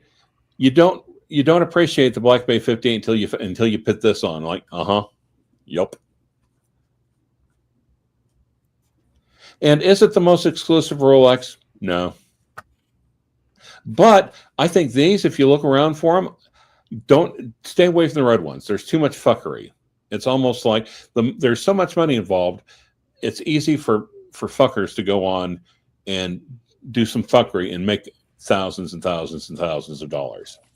Yes, if it's original, it's great. But I think it's very rare to find it all. It's very rare, and because it's been molested. As a matter of fact, usually what happens, someone will get these and they'll get an older dial, or they'll molest the dial and just change it from white to red. Look at this vintage one that I think is really beautiful. Check this one out. I wouldn't mind one of these whatsoever. Look at this. Isn't that beautiful? That's beautiful. Yeah. Show it. Like that? I love that. What is that? What year is that? 1970. Gold. Oh, no, it says 1999. Now, I remember I had the two-tone with the gold pips. I like the two tones too. Yeah, those are. Isn't that pretty? Well, gold and the brown. No, I have preferences. Like, for instance, Tommy is my favorite. Looks like Papers, it's got too. a lot. Yeah, papers and everything. 8675309.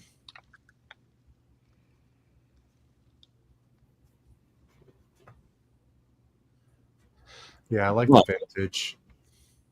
But the trouble is, like I said, I think you're better off if you want to go real vintage, staying with a sub than you are a GMT, or even especially a Daytona. Man, surprised they got rid of all their vintage Rolex. They don't have any in stock. Crazy. Well, like I said, that 99 is 26 years old. Yeah. Like he said, there's so much fuckery with all of them. They probably don't think it's worth their time to,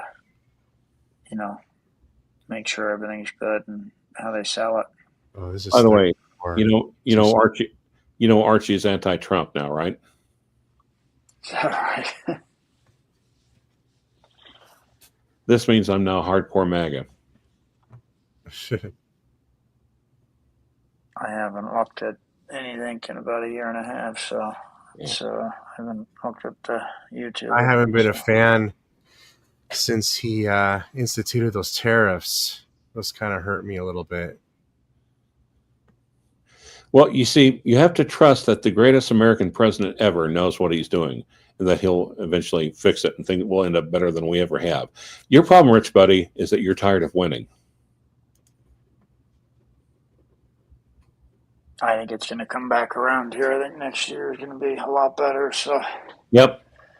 Yes, it is. Well, I'm not giving up. Oh, 5960. How much is that one? 5960? Yeah, right there. Far left. Oh. 85. Jesus. I could have got it in the 40s. Yeah. Yeah, but you know what? I hated that watch. I did not like the way it looked. Fuck it. Right. It wouldn't have happened. No, I'm with you. I did the same thing on a couple of watches as well. We've all done it. Bud's done it too. We've all done it. Oh, yeah. Yep. I like the 5070. The only thing I don't like about it is how the movement doesn't match the case size on the backside. Does that bother you at all? Yeah, when they plop in a small movement instead of a large watch. Yeah. Case it. Yeah. Yep. Chris, that doesn't bug you, Chris. Considering this over a 5172 or the other one, this kind of bugs me a lot. The dial's nice though. Yeah, it's a nice dial. So yeah, those are the three in the consideration if I'm going to get a chronograph. Would be this, the 5172, or the other one. I keep forgetting the reference number. This is Geneva Seal, though. I know a lot of people. Well, it depends what year it was made. 2005. Yeah, Geneva Seal. Good time to pick up one of them Calatravas, though, wouldn't it be, Chris? A rancher? I don't know. I mean, yeah, if you like. I'm not sure. I think right now, especially with the tariffs, until, of course, the world's greatest president gets it figured out and things smooth out a little bit. Well, so let him do his thing right now because, of course, he knows more than any of you guys, any of the fuckers in the chat, because, you know, he's president and they're not. The tariff on the watches, is that doing anything? Well, I think if it drives prices up, I think the people that have watches currently might benefit. Now, if you're looking to expand your collection, maybe not be a good thing. If you're wanting to contract or constrict, or your collection, it might be a good thing ultimately. What were you guys saying about the 5196? I missed that. Basically, it's plopping a little move inside a large case. Oh. Anyway, bud, I appreciate it. Hey, I'll keep an eye on the Zelle. Have okay. Talk to you later, Rancher. See you, Rancher. Yeah, Chris just got another allocation. Weekly calendar. Oh, you're gonna get that, Chris? They're not priced so bad. You know what I can't get over? Like, I was talking about this earlier, that this watch right here it's so hard to not compromise and just give in and get it just because of the price. And I think it's such a beautiful watch. Look how pretty this watch is. I think it's very classy, this watch. And they want 23,000 for it, Yeah. So I think it's a good time for this type of for these kind of pickups, huh? Yep. I think it's a great time for that. I mean, it's got box and papers. I mean, how bad can it be? Yep. No, if that's something, if a Patek is what you want, I mean, I think now you pick up these types all over. Box and papers, setting pin. I think it's such a classy looking black and white, Yeah. God, I love it. To be honest, I love it. And I know it doesn't have the power reserve indicator at 12 o'clock, and it's lacking the moon phase. But I mean, it's not about that. It's about its overall look. It's a great black and white watch, isn't it? Yeah. I like this one a lot. It's a little bit busy, but it's nice. Yeah. I like it. I mean, if you want a Patek, that's how you get much better for the price. Yeah. It's been up there for a long time too. Has it? Yeah. I think some people, I don't know if they want a Patek, I think they want to see the gold, see the color maybe. What do you think? I think people get scared away because the price is too low, to be honest. Right. I mean, I mean, what's to say anything can be wrong with it? You're going to get it serviced at some point anyway, Right. Yeah, I don't know. It's funny that, the top watches or the world's greatest watch is less than a steel Rolex. So, are the same price as a steel Rolex.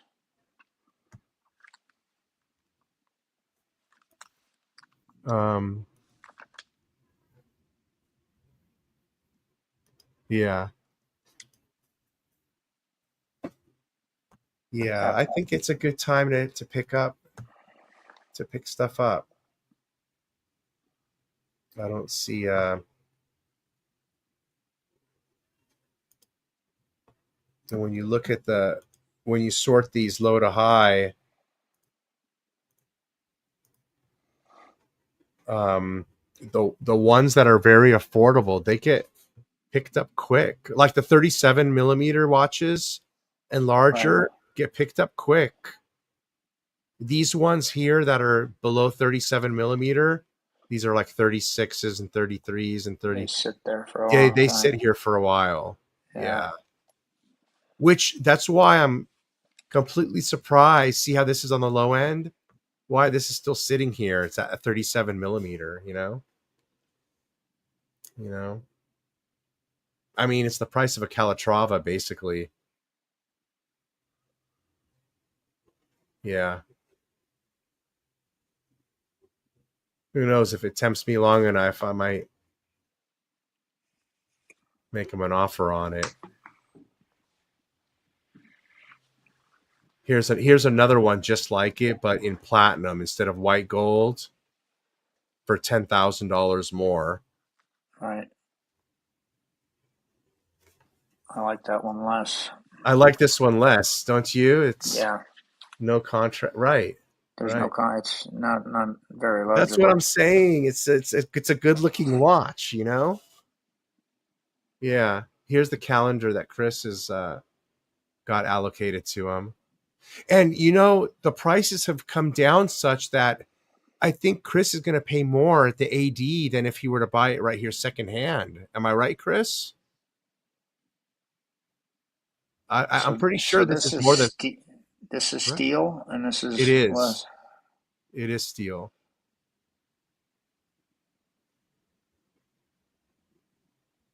It is steel. It's amazing that the steel goes for more than the Yeah.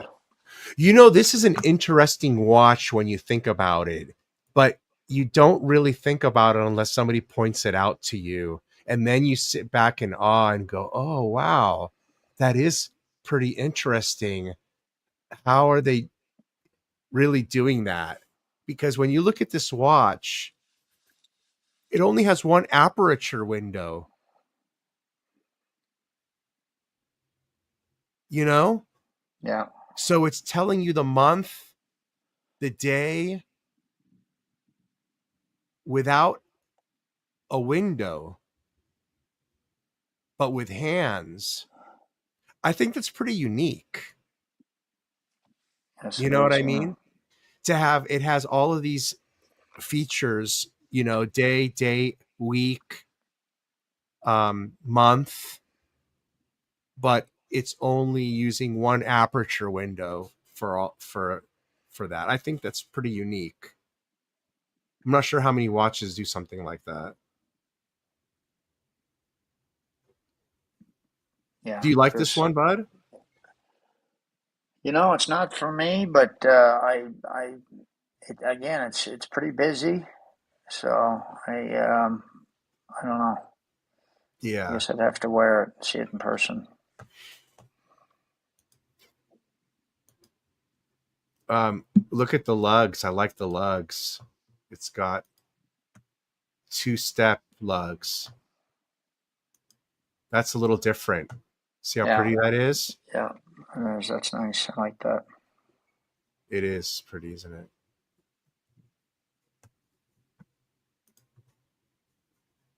There's something to be said about Patek steel too. It's worth its weight in gold, Yeah, that's true. That's what Chris said. He'd be happy to keep buying at retail. So I definitely don't think you get hurt on it. Let's see if they got any of the Sky Dwellers or Presidents here that you've been looking at. Oh, okay. Look it. So you see this one here? This is a Day-Date 2, 41 millimeter in platinum. And look at the price. It's the same price as the new ones. Which one do you like better? Look, it's got a concentric dial too. You see that? Yeah, I like that one. Yeah. Wow. For the price, I would choose that one out of the ones that's there. Yeah. Yeah, and it's 41. So just everything about it's bigger, right? Is the bracelet larger too? It is, right? I would think so. Yeah.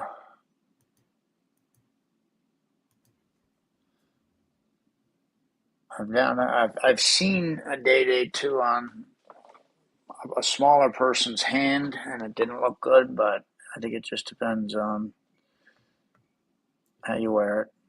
Yeah, right. You think that 1 millimeter makes that much difference in presence?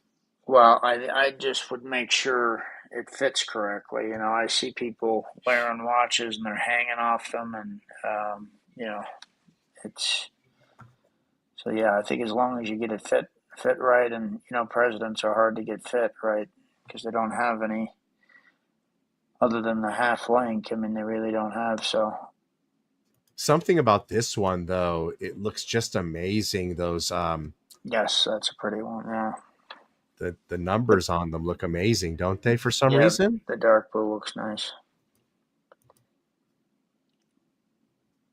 a lot of depth. and they're available. It's amazing how available they are. Look at that. Yeah.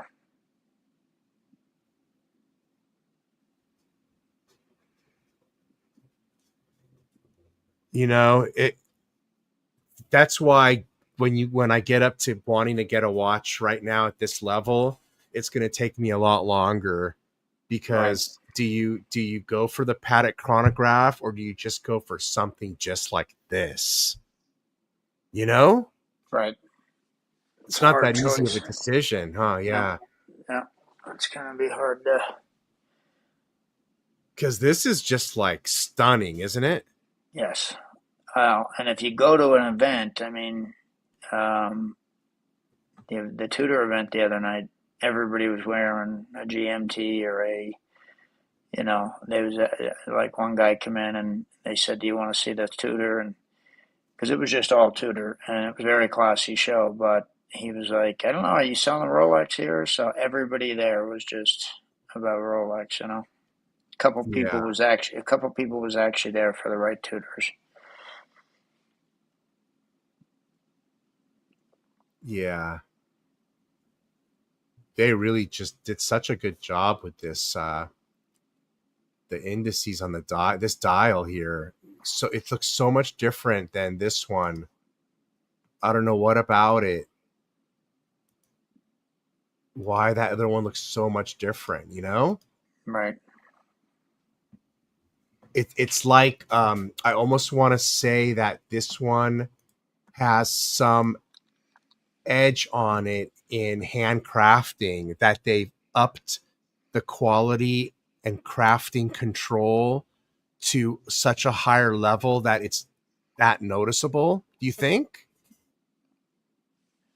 I don't know. I don't know what the. You know what I mean, though, right? Yeah, I know what you mean. Yeah, It's like amazingly crisp. yeah. I see. I see what you're saying. So much more. It's just so much more, right?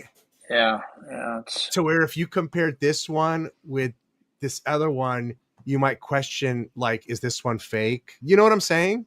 right. Well, this one's got more depth, but yeah, I see what you're saying. It's. Like if But someone that's said is one real and one isn't, you'd be like, oh yeah, this one's clearly not a real one. You right. know? Yeah, I see it. Yeah, I know what you're. I see what you're saying. Yeah. But this is a pretty well-known Day 2 as well. So I think a lot of Oh yeah. people. Yeah. So that's yeah. Yeah. So here's Yeah. another Day 2 on the right there. This Yeah. one. Same Yep. thing with this one. The dial looks so on another level. Look at They was doing them different back then. There was definitely a little bit of yeah. I like this one just as much. yeah. I don't know if I've ever seen yellow gold Roman numerals before. No? Yeah, the new ones are too. These ones that I got are yellow gold Roman numerals. I would get this one without a doubt. What's the pricing on these? 42. That's a good, Yeah. Much cheaper than a Patek, right? Right. compare that to the data we was looking at earlier. That was 60. It's a bargain. Yeah. The one on the left, I think, is also on the far left, I think, is a data too, isn't it? This one here? Yeah. This one's been on the site for a long time. Nobody's coughing up the money for it. Oh, it's a 36 millimeter. Oh, it's 36. Gotcha. Yeah. All diamonds. Nobody's wanting that one. I don't mind this. I like this too. Look at solid gold Daytona with the gold dial. Yeah. That's a nice watch. Yep. Yeah, I think that's fairly new. A fairly good price too. Oh, it's 2010. Yeah.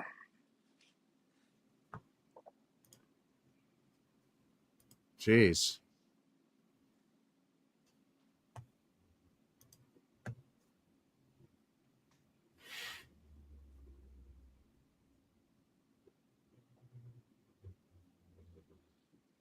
I got offered a gold bluesy the other day. I turned it down. But, a new one?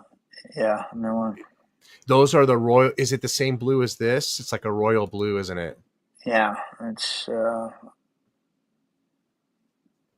This one's dated 2017. 37. So it's similar, right? For the new one, it costs you another $5 or $6 plus tax. I think it's like 42 now. So there's nothing that's still in the 30s. I don't think the high 30s. At the AD.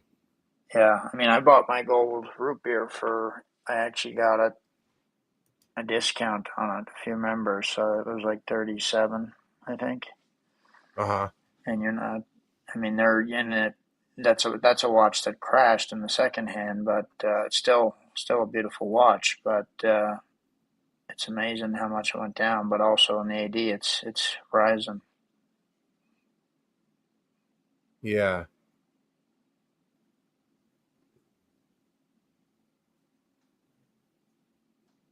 How much they want for the black Daytona there? 26.5. Yeah, so plus tax. That one must be a little older.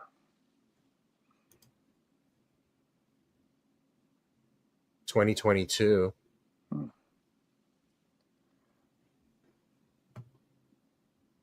Full set. That's a pretty good deal. I think that's pretty fair if you're wanting to get into a brand new Daytona. I think that's low enough to get into it, Yeah. I don't think you can expect them to come down much lower. No.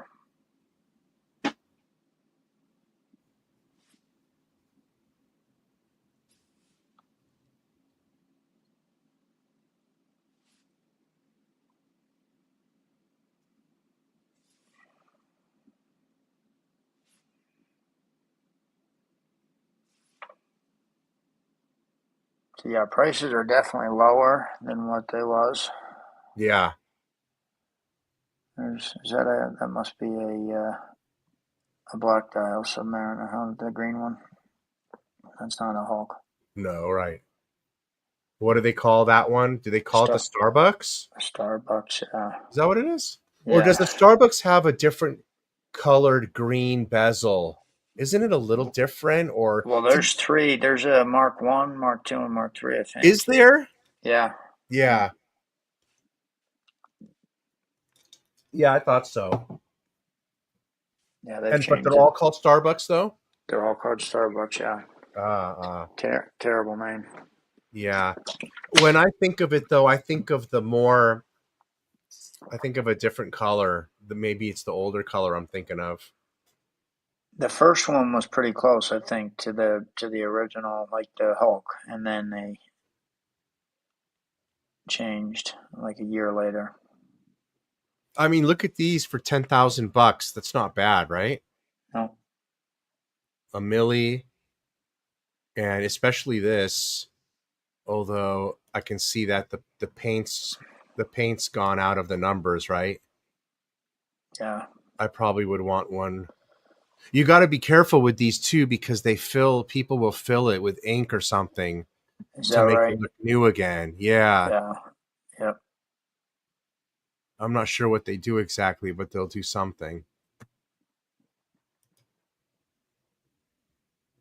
That's what I wonder about the CEO watches, is what's been done to make them more viable and so much more money, you know?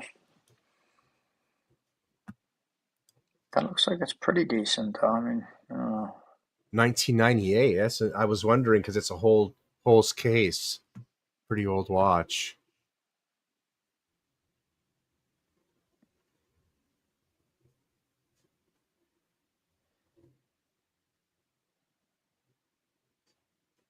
I'm not a fan of like that Submariner that Cliver's had. It's a little too beat up for me. You know? yeah. I mean, I'm okay with getting an old vintage watch. You know, for some reason, I'm not a fan of the ghost bezels. If you remember, I bought one from my AD that they Yeah, I had. remember. Yeah. And so, I mean, I guess they're kind of neat, but I just don't trust that it's all original, you know? You still have that one? No. Mm-mm. It just was taking up space, and I wasn't really. I wore it a few times when I first got it, but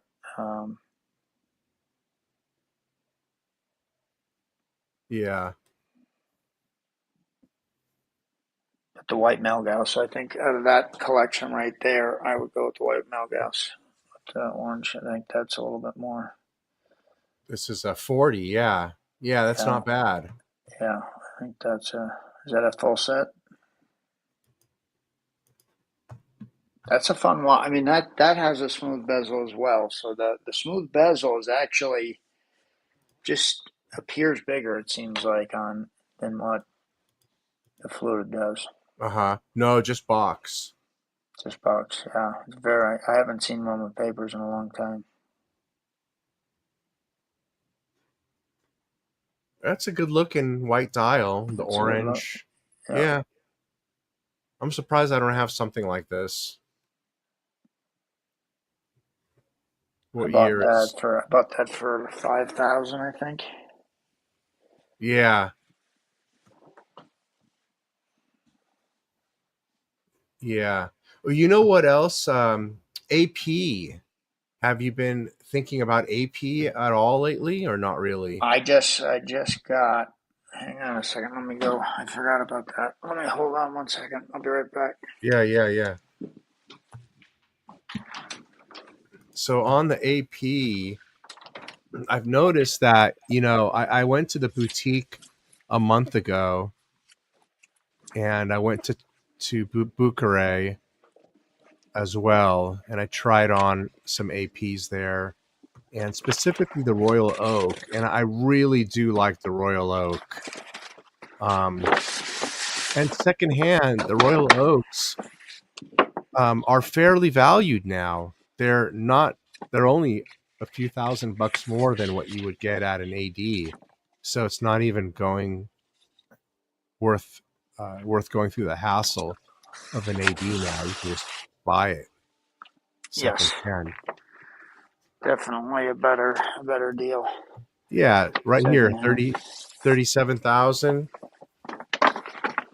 and they're going for about what, 30 at the boutique. Oh, they're like 36, so it's pretty. Oh, are they close really? Yeah. Is it? Royal Oak. Yeah. I didn't even ask when I was there. I just tried it on. But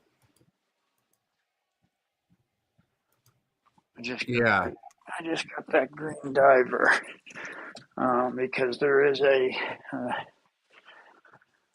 AP that I was trying to get a Royal Oak off of, and that's what they offered me, was the green diver. But they're just they wear so big. Chris says that white Millie is perfect for fights at the Broncos game. It matches the jersey good, I can tell you that.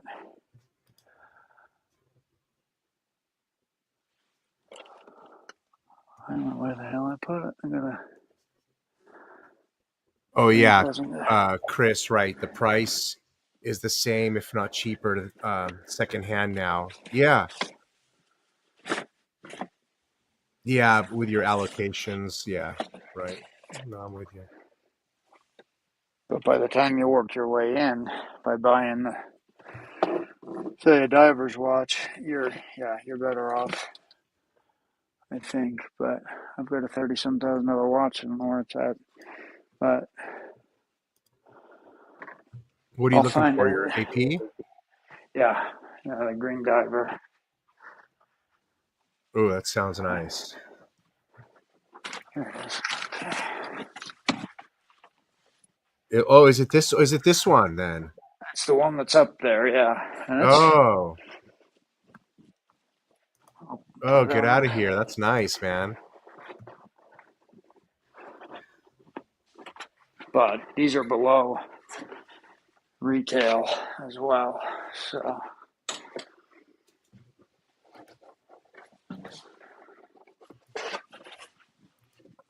These don't wear large on your wrist? yeah, they do. They do. You tell me. I'm going to put it on here. And Yeah, because I thought they'd be too big for my wrist as well. yes, it's big. Yeah, it's big. If they was 40s, I think these things would be. Right? Yeah. But it's I think 42. It's just, it's 42. yeah. This one doesn't have papers either, bud, for 30. Is that right? Yeah. No papers. Here it is. I'll put it on, but let me get it in the light here. Oh, let me see here. Oh, good God. That thing is huge, bro. That's big. Whoa. It looks just really big, maybe on the camera. I'm not sure. It wears big. I will tell you that. So Yeah. let me put it on here. And it's That's just awesome. it's That's just awesome. just a regular strap too. There's no clasp. It's just a.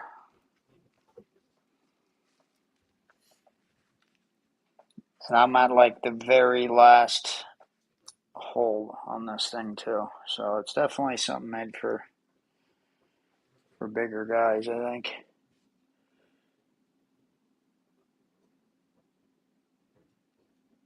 What do you think? When you can wear a 36, and it's hard to wear something so big. Let me see that. Yeah. Dang, it looks nice though. You think so? Yeah. Yeah. No, I think it's good. I think you can pull it off. It sure is big, but you pull it off no problem because it's not as big around as your wrist is. Yeah. Yeah. So I think I would have said yes to this one or the blue one. So man, that's not bad looking offshore. Nice. Wait, now is that gold or steel? that's steel. Okay. So yeah, it's heavier. It's way heavier than the Rolex as well. No, it's a big piece. It looks like you're wearing a tool, like something big. Yeah. Yeah. So I don't know. Yeah, no, you're good with that. I like that. You wear that a lot, or? No, actually, I haven't worn it yet. Just got it a couple weeks ago, but I don't know. I've been debating whether or not it fits or not.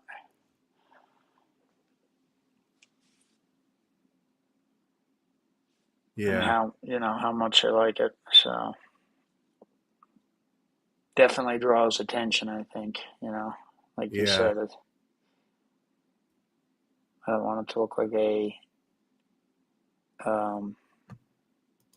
G-Shock, so.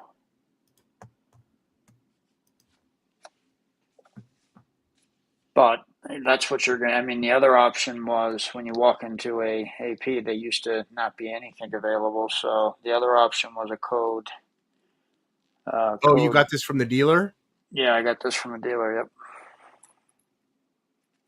So they had 3 watches that day that was available. But none of them was a Royal Oak. So Yeah. that's what I mean. There is, you go into the ADs now and there is stuff available compared to a couple of years ago where there was nothing available. Guess I've had this for a little bit longer, but haven't actually wore it. But the Royal Oak is, the Jumbo is probably, I don't know. The gold chocolate is Chrono is very nice as well. This one here? Is that chocolate or is it? Yeah. Yeah, that's nice. Oh, that's a green dial.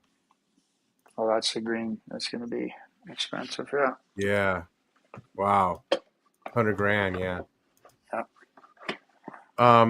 No, I want a 41, and I prefer it in that silver or white. Yeah. I like this. I like the rhodium or the silver better. Yeah. So. And I really want to get on one of those Patek's, but I also feel that I really need an AP at some point in my collection too. So I'm not sure if I should, sell a couple of pieces to get into an AP or just maybe wait outright and get an AP as well, Yeah. Before I get a Patek and make the AP a step before the Patek, Right. Well, the APs are definitely down. I mean, they've crashed this year. It seems like, or last year. So, right. Now's a good time for one. Yeah. And then there's the question of which one. Like, I'm just thinking you want to go with the newest piece, which would be because it's going to have the newest motor in it. Right. And probably the latest thoughts going into it. Right. So that tells me to go to this piece here, which is the 15500. How much is that? These are 41 millimeter, 37,000.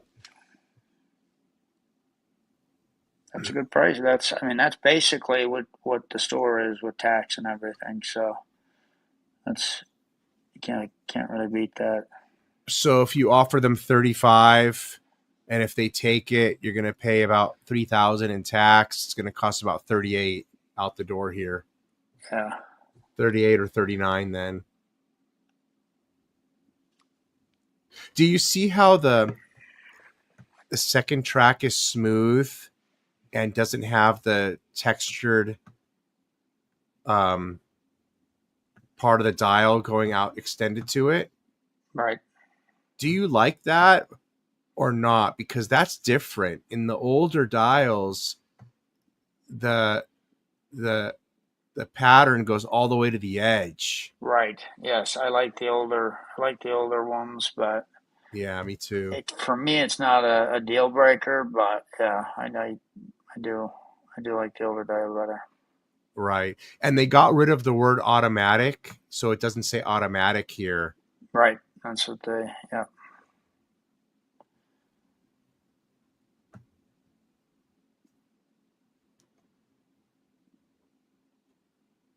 And there's another version you can get that doesn't have the AP logo where it says AP right here.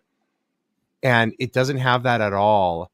But instead of the word Audemars Piguet, you see how it's painted on here? Right. It's, instead of the AP logo, it has Audemars Piguet elevated, and it's a logo, the whole word. Let me see if I could find one to show you. There's some real little nuances you need to pay attention to when you're going to buy these, to make sure you pay attention to these little details. Let me Right. see if I can show you. That was the other option, was an offshore. So it was an offshore, the diver, or the code is what a walking person got offered.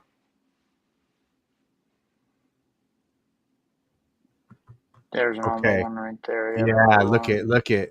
So you see the AP's gone, Right. but it says Audemars Piguet, and that's raised. Right. That's I like raised that. text. Yeah, And it doesn't have the word automatic.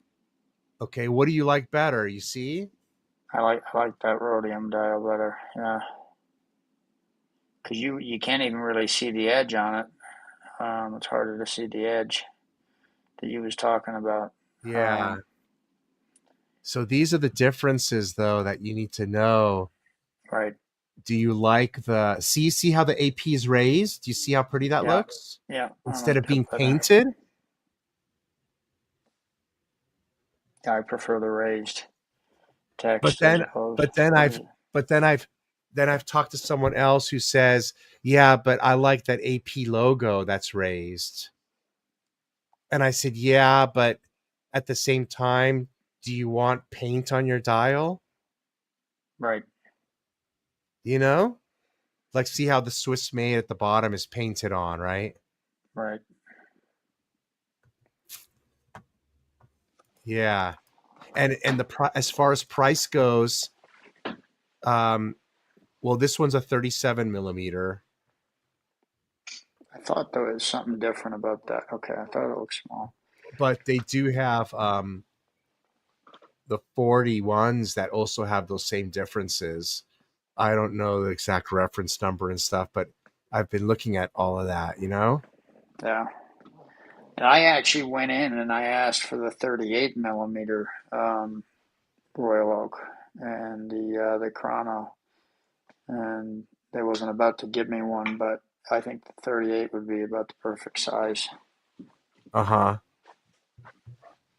I mean, the 41's good too. I mean, but it does wear a little big. The Jumbo is just the perfect size. You like that. I remember you were telling me that when I went to the boutique. But so I went and I tried them, and the 39 seemed too small for me. I tried them both. And even the guy said, yeah, that's too small for you. You got to go 41. So that's weird.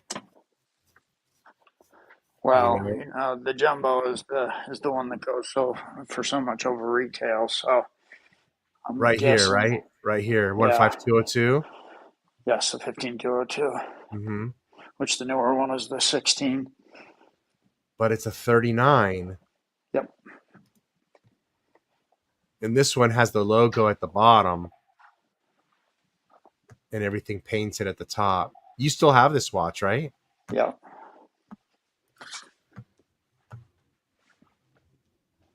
How much did these get up to? Didn't they get up to 80 or 100? 125 at one time. Oh my gosh, you're kidding me. No. You're kidding me. No. They really got up to 100. Yeah, they did, didn't they? Plus. Yeah, they did. Yeah. Oh my gosh. Sure did. Crazy, huh? It's still actually pretty high for still 30 grand over.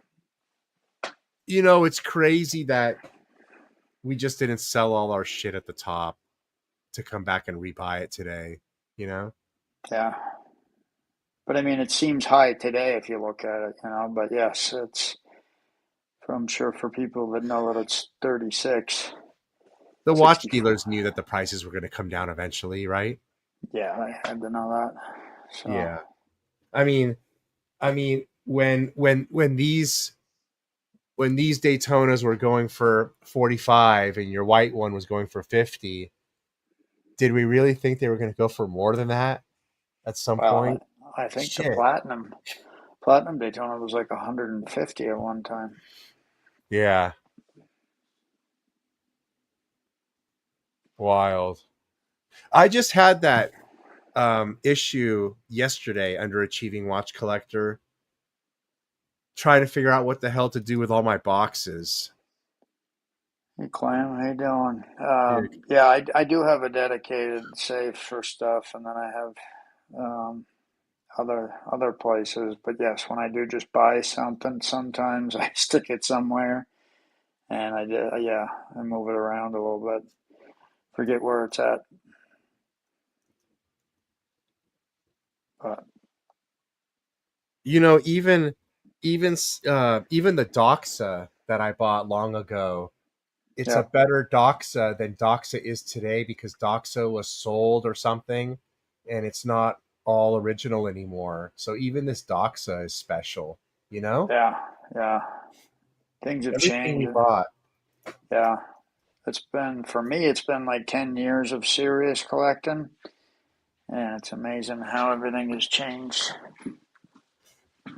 I can't wait to get my Universal Genève back from the service Yeah, with it's the new combat strap on it. That's gonna look so nice, bro.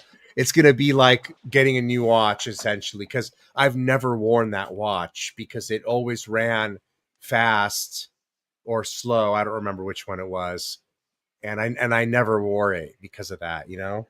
right. And I never liked the strap that it came with. The lizard strap wasn't Yeah, appealing to me. I remember when you got that. You opened it up on the show. Uh, that's been what, 2017? Yeah, something like that. Yeah, 2018, yeah, 2017. Right. So that's going to be nice to revive that. yeah, yeah. It's exciting when you get something, and you change it up a little bit. I feel like just this two-tone 36 date just when they serviced it, it came back like brand new. I was real happy with it. Yeah, right. So yeah, yeah, it was exciting to get it back. So And you because know yeah, what? You're like me. You get excited about Omega. I love Omega. yep, yeah. I I wish I never got rid of that solid gold constellation that I got rid of. I know Yes, I that. know you Yeah, you've always said that. Yeah, yeah. Just because it was beautiful, and you don't see them anywhere. Like I've never no, seen one come up for sale on European Watch Company ever. no, And I've always since who was it, the prophet that got one at Costco, or you got that at Costco, Yeah, I right? got it at Costco. Yeah, It's amazing that they took that thing back. I know. Yeah, I know. But that like that blue, yellow gold or whatever that rose gold with the blue dial, that's nice. Yeah. You know, I mean, value retention wise, it wouldn't be there, and the present I got instead doubled in value and held that double. Right. So, I mean, I guess I can't cry about that, but And just the watch itself was beautiful. Omega is proud of these gold pieces. They go for double what they're on here. I mean, from the AD, Yeah. they're 40 No, I some thousand. know. Yeah. I know. Uh they are. They're too much like that white canopus gold or what it's called. Yep. Yep. Um That one at the time I thought was expensive. It was like 36. So, and then plus tax. I don't even think they have that here because it's a solid gold bracelet too. Yep. Everything's solid gold about. That's Yeah. still probably my favorite Omega. Do you have that one? Yep. You do. Yeah. Yeah. No, it would be my favorite Omega too. Absolutely. It's like a presidential sports. It's like a presidential sports, and it's heavy, and you definitely know it's there. So, but it's unique. You don't see it. No, you don't see them come up on the market either for sale. But I tell you what, I seen a guy put a white strap on the Snoopy the other day, and it looked sharp on the white strap. Oh, okay. Just a white rubber strap it was. So That's a nice watch, the Snoopy. That's going to Yeah. be something in years to come. Is that a white canopus? No. No, they didn't have any in here. I didn't see any.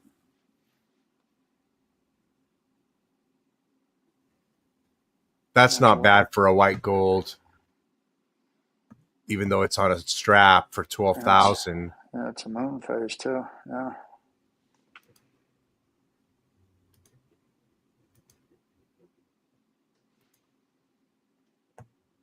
It's got a nice clasp on there. Yeah, it's a good deal.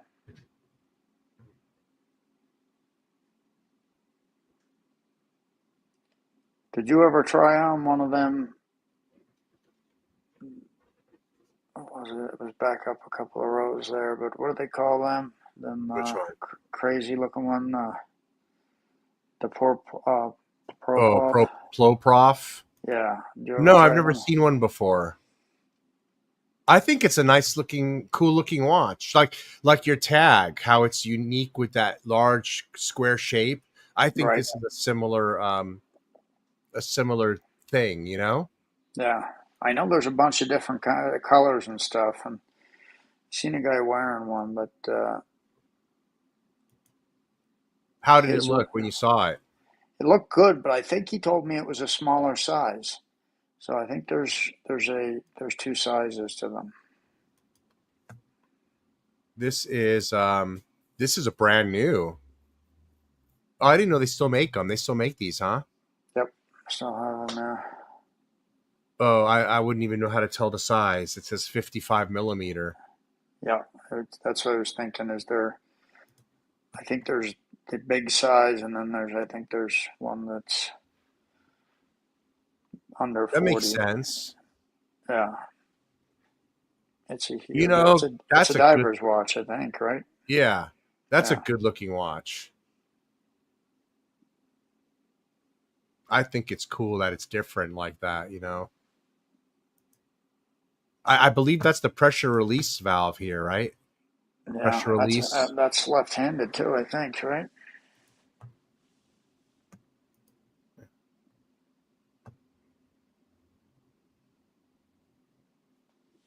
Titanium case, titanium mesh bracelet.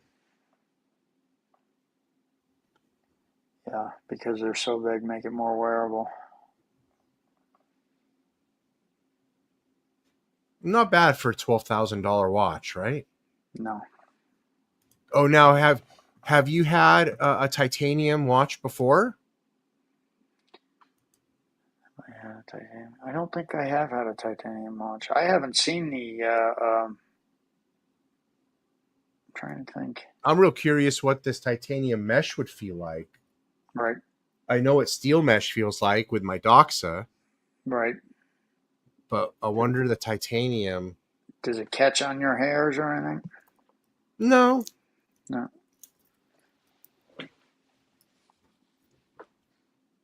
No, I mean, the Doxa is great. Yeah, I know that they've always liked the Doxa, yeah. And I've seen, you see Doxas in the wild quite a bit. I do anyway. No, I'm a fan of this, yeah. For sure. Like if I didn't have any more grails or anything I was after and I just wanted to get a cool watch and I was wanting to buy a watch, and I didn't have anything specific to get, I would get this. Yeah. Kind of like how you got that Monaco, Right.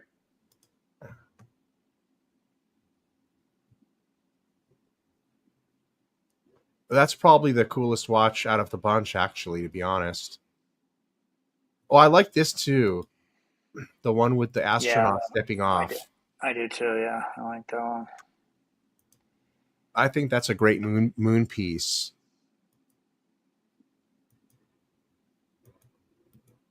That's like, oh yeah, I forgot. The back. I love the back of it. It's got the footstep. Right. Yeah, this is a good one. Yeah, that's a good one. Yeah, this is a real good one. For a moon watch, that's about as good as it gets there, besides the Snoopy. Yeah, 100%. And that's gold etched. I've also bought a lot of them Swatch moon watches as well. I just bought the latest one. So Oh, and look, it's a dot over 90. yeah, The bezel, dot over Yep. 90. yeah. You just what? Wait, say that again? I bought the swatch versions of these watches. Have you seen the swatch versions? No. I'll grab one. You want me to grab one? Yeah, sure. Yeah, they're pretty cool. All right, hold on 1 second. I haven't seen that.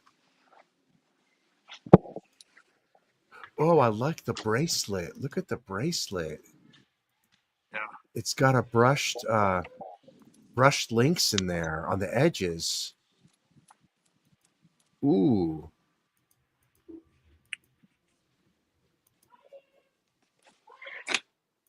Sorry, my son's. Look at the links. Look at how it's polished, edged links.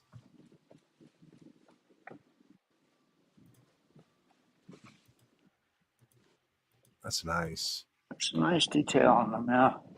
Yeah. Moonshine Gold. Oh, it's a 50th anniversary too, like the Snoopy. So these Limited that edition. you haven't seen these inside the Swatch store? No. Okay, let me pull this out for you. It's a fun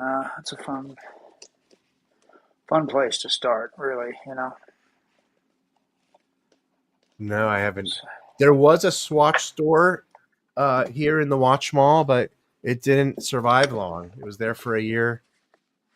Ours did that as well.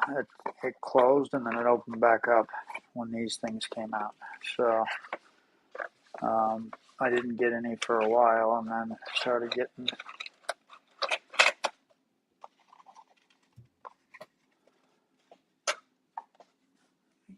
Get you some good light here. So this is a moon phase, and it has the Snoopy.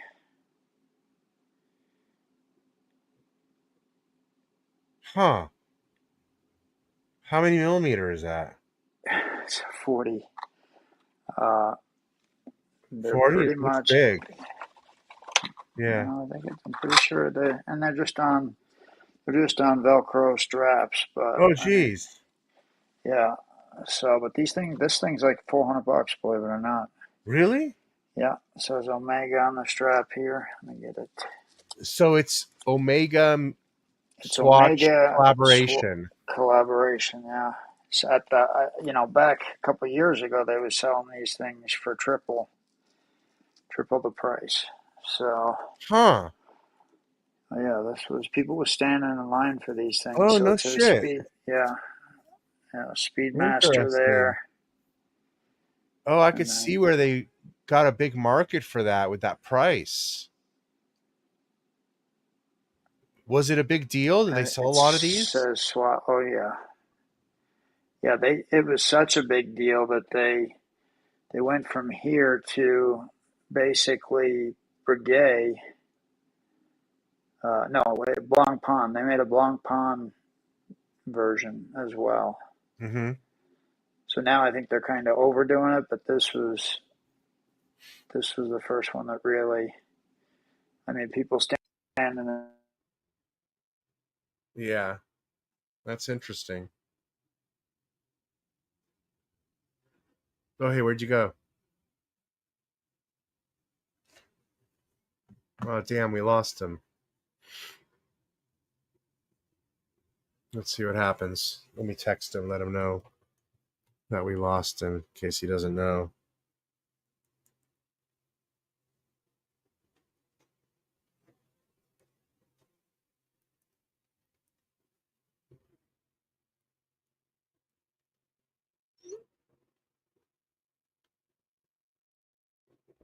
Oh, there he goes.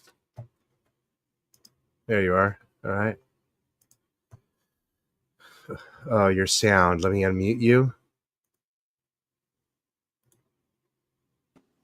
Is that better? There you go. Yeah. So, I think that's pretty cool. Now, obviously, it's a battery operated watch. Yes, it's quartz, it's Yeah. plastic, pretty much. But I mean, it's Yeah, I they're mean, you know, yeah. You gosh, see it it. seems a little expensive though. Well, they was like the regular ones are like 290. This one with the moon phase was like 390. Yeah. You know, so there's so they all have different names. This one's the mission to Earth, and then this other one is mission to Neptune. Mission to Neptune. So it comes to in a blue color. They need to do a collaboration with Tesla now. Mission to Mars. Oh, let me see here. Let me get it. So if you're just starting out and you want to get some stuff that's like this one was a couple $100. Oh, okay. That's like a moon. Yep. Okay. Try and get out of the glare here. Yeah, I like the Alaska Project watch, Clam, and the price on that. Man, you remember that back in the day? I was harping on that watch all day long. I was saying that watch is going to be worth a lot of money. It's double what it was back then. It went from 12 to 25 grand now. Is that right? Yeah. Yeah, that's a good looking. I like the Alaska Project. So there's many. I mean, there's a bunch of different ways to. I see a lot of professionals wearing these swatches. So it's pretty funny. It's a good looking watch, though, if you just, you know. Yeah. No, I mean, it's, yeah. From I don't know, from a distance, if it would pass for. And you're saying they're plastic, just like Swatch is all plastic, right? Just like, yep. Just they are, right? Yep. Or a composite or something. Composite, yeah. The main part of it's composite, and then it's Velcro straps. So. I remember when people were talking about something like these, and they were saying, "Is Omega cheapening their brand by doing these?" Right? And it's also got a moon.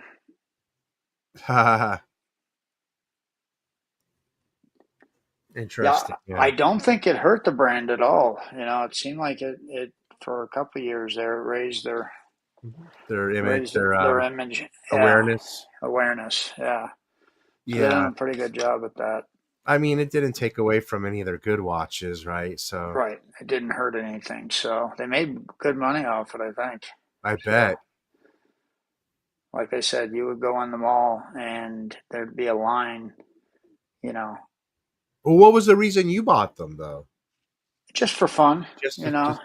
Yeah, just for fun. My son and you know, he likes them as well. So, but really, just something else, you know, when you can't get it, when you're just playing around or whatever. Not that $400 is cheap, but I mean, yeah. Yeah. Casio just reissued their original G-Watch, G-Shock. So the very first original one, right? They made it. Let me see if I could bring it up.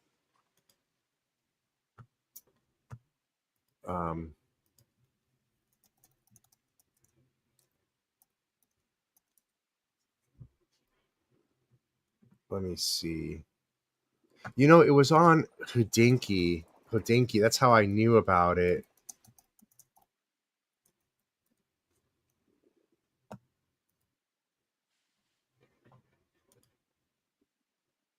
Right here. So let me share this screen.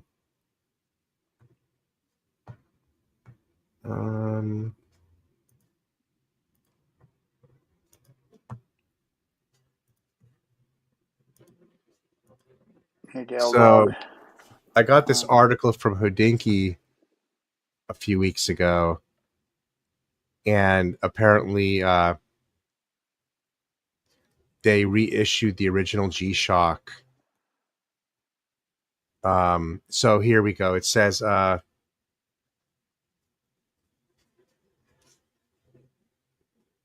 just remember it here. Hold on.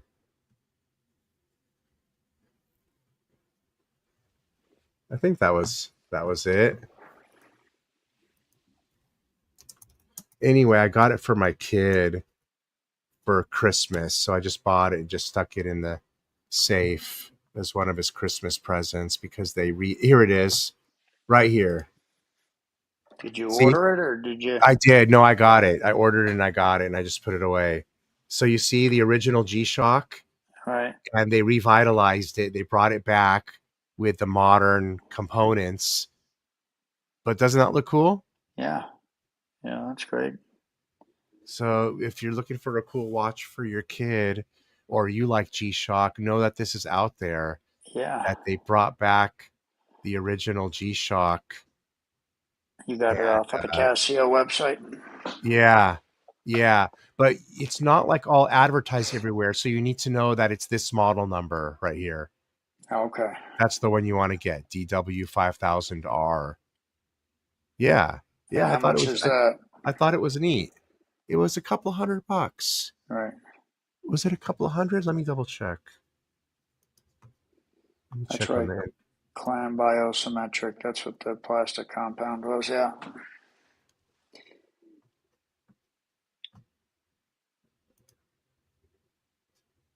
Let me see. How much did I pay for it? It was $200, $15 for tax, and the shipping was free, believe it or not. Is that right? Okay. Yeah. So $215 out the door, direct from Casio. Pretty cool, right? Yep. Yeah, absolutely.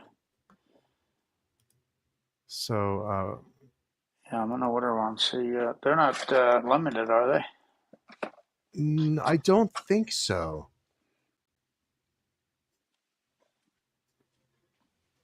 I don't think so. But I think it's a good looking piece, though. For yeah, absolutely. He's gonna be happy because the one that he has now, was like a swimmer's edition or whatever, and believe it or not, water got in it and rusted it out. Okay. Yeah. So they're not as waterproof as one might expect. They're water resistant, but my son plays water polo, and he's not allowed to. He's not allowed to go in the pool with any watches on his wrist, though. So just swimming, it got damaged enough. But they're cheap enough, Right. That's the idea of them. I mean, you could wear them, bang them around, and if in the end if they break, then that's pretty cool, right, Thomas? Yeah, Christmas present for kids. Definitely the cool stuff to get your kids into watches. G-Shocks are classics. Yeah. The Square especially. Yeah. I'll be right back, guys. Sure. I think that Square one, it's like a flashback in time to the 80s, isn't it? Yeah, the Square's the classic. The 5600 and I like the red line around it. Looks nice. The G-Shock Square is the original classic. I remember having one at school myself, and nice to watch. Can be around and do anything with it. Yeah.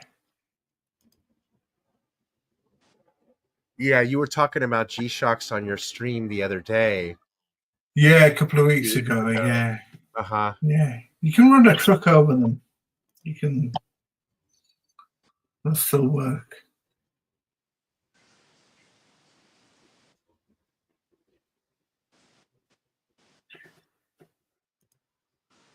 Here's a Doxa. Look at on the Hodinkee site, introducing the new Doxa Sub 200. I'm not a fan of the 200 as much as your 300.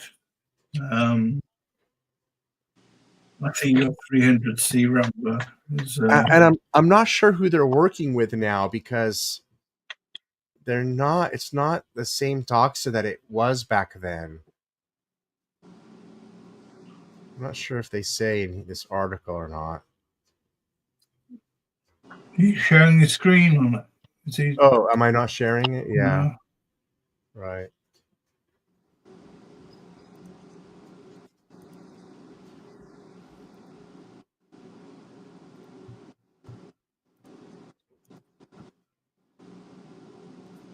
This one, yeah. All right, so it's like a Fume dial, isn't it?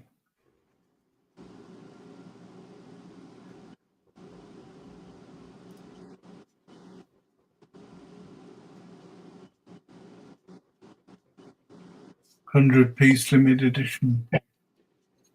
With a Salida movement. Beads rice bracelet. Yeah, nice. $2,000.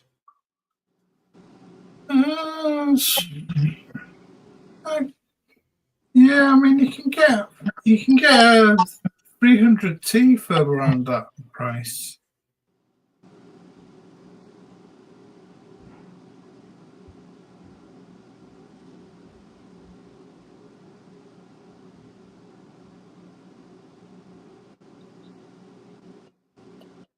I just don't remember who. I thought Doxa was not all Doxa like it used to be, so I'm not sure. I have to check that out. I'm gonna research that a little bit. $2,000. I think I paid about $1,800 for my Doxa, if I'm not mistaken. That's what I'm saying. You can get the 300T like you've got for about $1,800. Yeah. A bit less. About the same price as this. The 200. Which I much prefer that tonneau case shape that you've got. That's a great watch. Do you wear that much, Rich? The Doxa? Yeah. Yeah, I wear it still. When I want to make sure I don't want to damage anything else. Yeah, I'll wear it. I need to wear it more often, but sure. I threw it on my wrist right now just for the hell of it when we were talking earlier. I wear all my stuff, you know? That's what it's there for. I take turns. Good stuff. This is probably the best summer watch. I can let it get grimy, bang it up. Yeah. To be honest, I didn't wear it this summer, though, at all. What is this? I'll wear it for the rest of the summer. The Doxa. I'm going to wear it. Yeah. Yeah, I usually wind up wearing stuff for a couple months at a time. Do you, bud? Yeah. Right. Just because I don't know, I forget, I enjoy having them and then I forget about it and I just wear them. And I suppose it saves you taking lots of trips to the bank vault as well, doesn't it? Yes, exactly. So you can only keep so much at home. So, and I suppose that's what I like about stuff like this. I mean,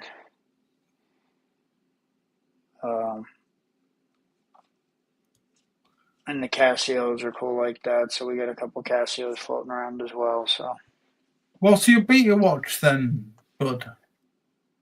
The beater watch, I guess, would probably be Tudors. Tudors, yeah. Yeah.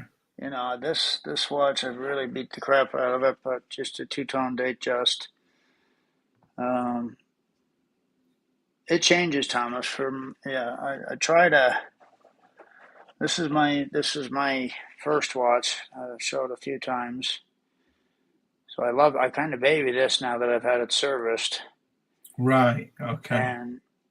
But I never put this away. I always keep this kind of sitting in my box, just because I think it's classic. But so it really depends. For about 5 years straight, the Hulk, I never took it off.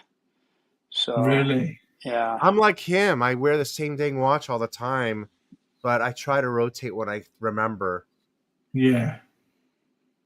No, none of us own any Panerais, do we? I do. You do. I do. Yeah. I've got a Luminor.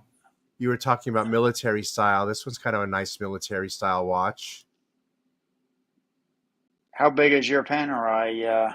44 mil. 44 mil, yeah. They're pretty big too.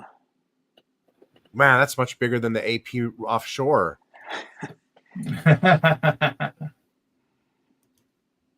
You can wear that. You can pull that off, Thomas. The 44. Yeah, quite easily. Yeah, I can wear 36mm Datejust. I can wear 44mm Panerai.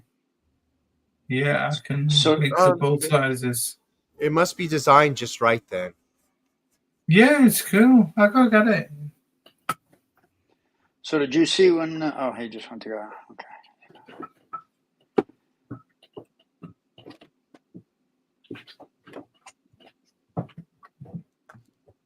I guess it just depends on everybody's personality on size-wise, what you can wear, what you can't.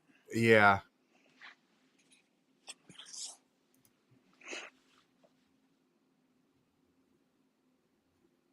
See, I'm interested to see them. These? The platinum one is like. Oh, that's platinum blue, huh? That's platinum blue, and it's like 59. So compared to today's prices on platinum and stuff, I think that would be interesting. Right. Man, that's a crazy watch in platinum, huh? Yes, yeah. And they're supposed to look like the APs. I think there was. I'm just really surprised that they went with a honeycomb dial on them all. I'm surprised that the rose gold is a white dial as well. So that they only have the white dial unless it's platinum. Right. It must be difficult to make them, is what I'm thinking. The rose gold would have been nice with a black dial. Yeah, with a black dial or blue dial. Ooh, yeah. Or a green dial. Well, there's the Panerai, yeah. I think that gold one looks like a ladies' watch here one specifically. Here's maybe the Panerai. The you got a green strap. Oh. It's alligator. Stingray strap. Stingray, right? Okay. From Aaron. From Aaron Bespoke, yeah. It's nice. How do you like the Stingray? I love it. It's great. So that's a 44mm Panerai, and then this is my chronograph, Zenith. The El Primero. That's 37mm. Dang. Well, look at the dial comparison. Yeah. And they're both legible, huh? I mean, obviously the Panerai is, but you don't find no problem switching. You have them equally away from the camera? Yeah. Not right next to each other. Wow, jeez. It looks like the Earth and the moon next to it. Yeah, the Zenith looks so much smaller. Yeah. It looks like he's pulling it back. Right, that's what I was asking. Look at the width on the lugs. The strap size too. Yeah, I don't think I can pull that Panerai off. I'm gonna have to want to try one now just to see what the hell they look like on me. They look great. I mean, I'll take the Breguet off and show you.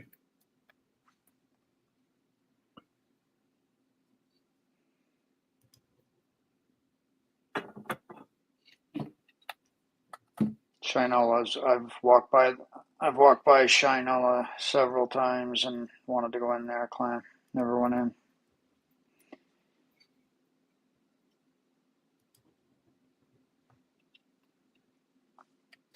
I might have to go check out a couple of watch boutiques tonight. Maybe go to the mall and there you go.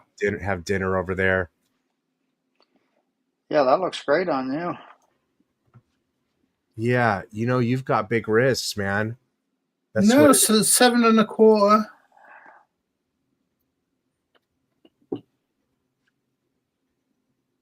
Yep, 7 1/4. 7 1/4 inch. I think I wrote down my wrist size. I'm 6.5. That's a big difference. Yeah. I wrote down 7 to 7.5 is what I wrote down for my wrist size. 18 centimeter. Well, that wears well, Thomas. It's a good looking watch. And then I compare it to the Zenith. Right in between you guys on the wrist size.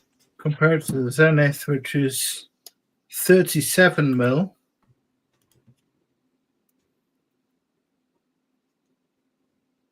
$36 to $45. Yeah.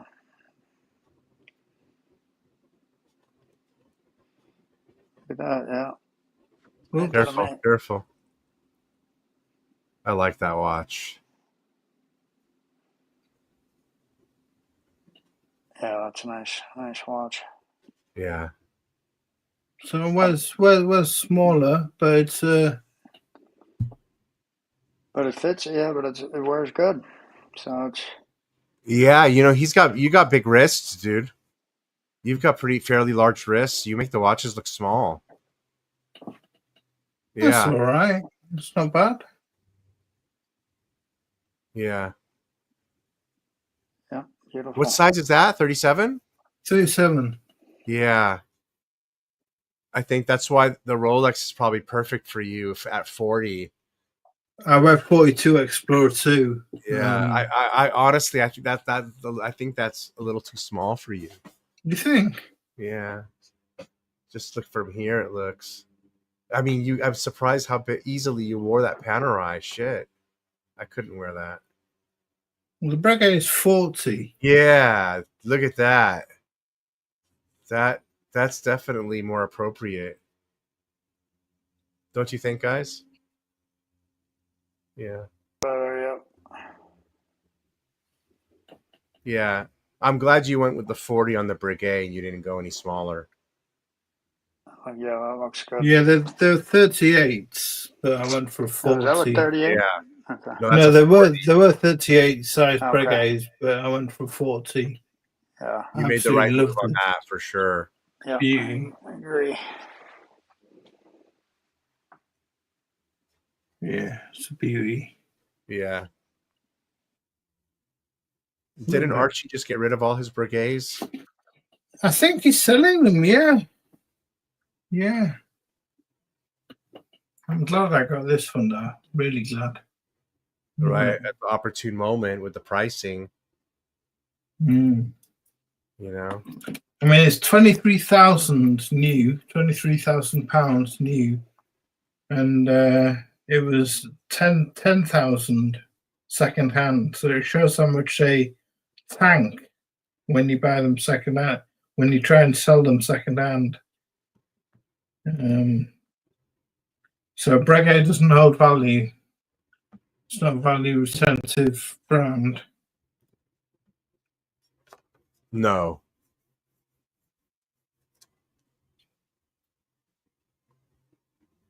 Yeah, I'd like to see one of these platinum Land Rovers, Land Dwellers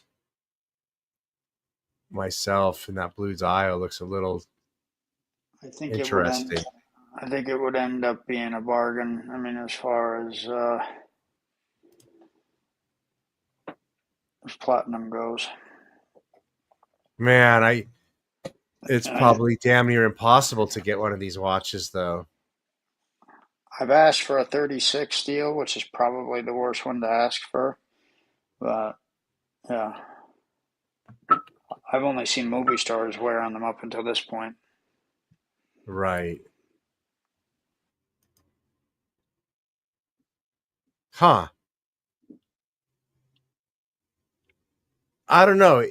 To me, it almost feels like this is Rolex's Cubitus. You know what I mean by that? Yeah, in a way. Do you like the Cubitus or no? I don't like the Cubitus, no. Not a fan. I feel this is the same kind of deal here. It's out there and they want to force you to like it. Too big, you know what I mean? Too big, too square. Actually, Swatch made one of them as well. That's a Cubitus? Yeah, that's the only You're one that kidding I've seen. me. Get out of here. Yeah. Now that I would buy. That would be hilarious. That would be funny. Would I ever get a Panerai? You know, there's the Panerai that I like is the one that has that real vintage look. I think it's a do they call it, like a TV case, and it has those real thin lugs, wired lugs that come out.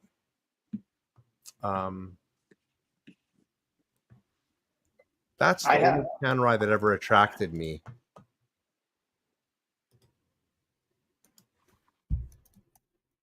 What about you, Bud? Would you get a Panerai? You don't have any?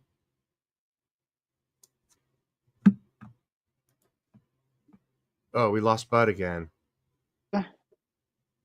There he is. I would get a Panerai. I would not get a Cubicus. Yeah, you see, I'm with you on that.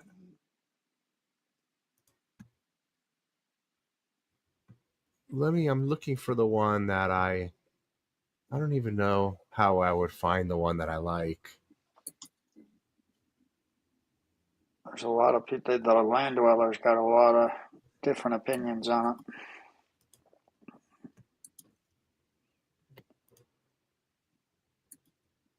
You didn't like it when you seen it, did you?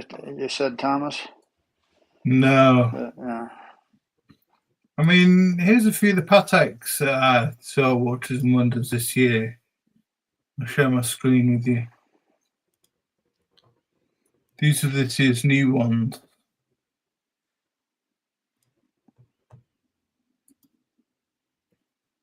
So there's the new 40mm Cubituses, which don't look as bad as the 45 ones.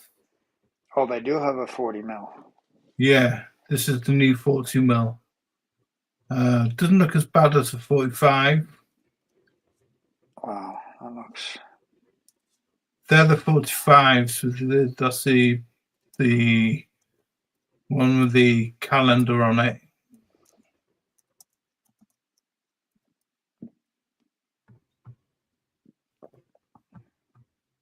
I guess I'd have to try it on, but at right away I don't like the looks of it. But if they come in 40mm, they might be more wearable for me.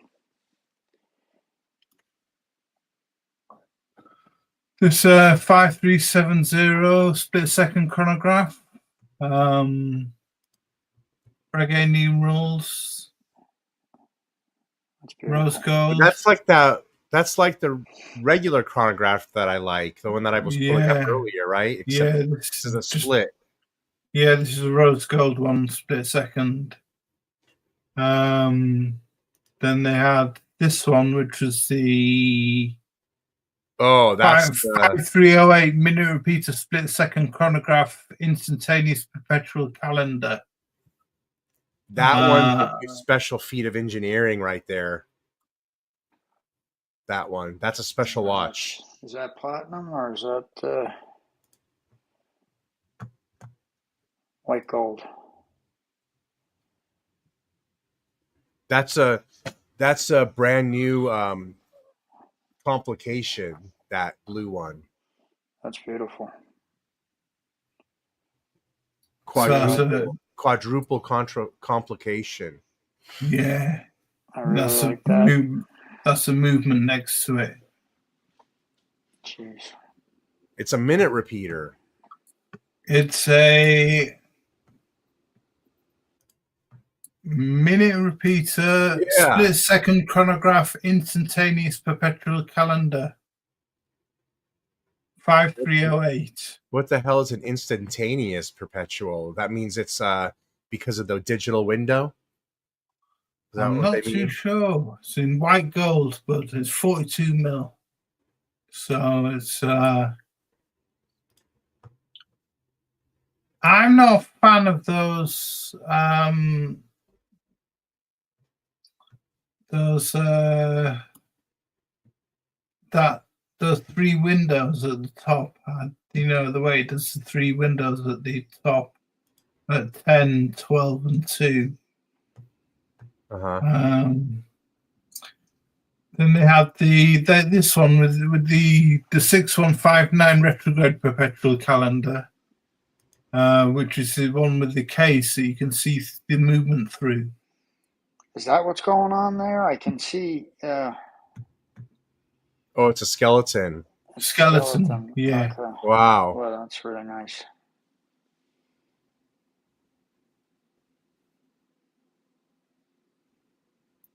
So it's got a retrograde date there, the month and the day at 3 and 9 o'clock.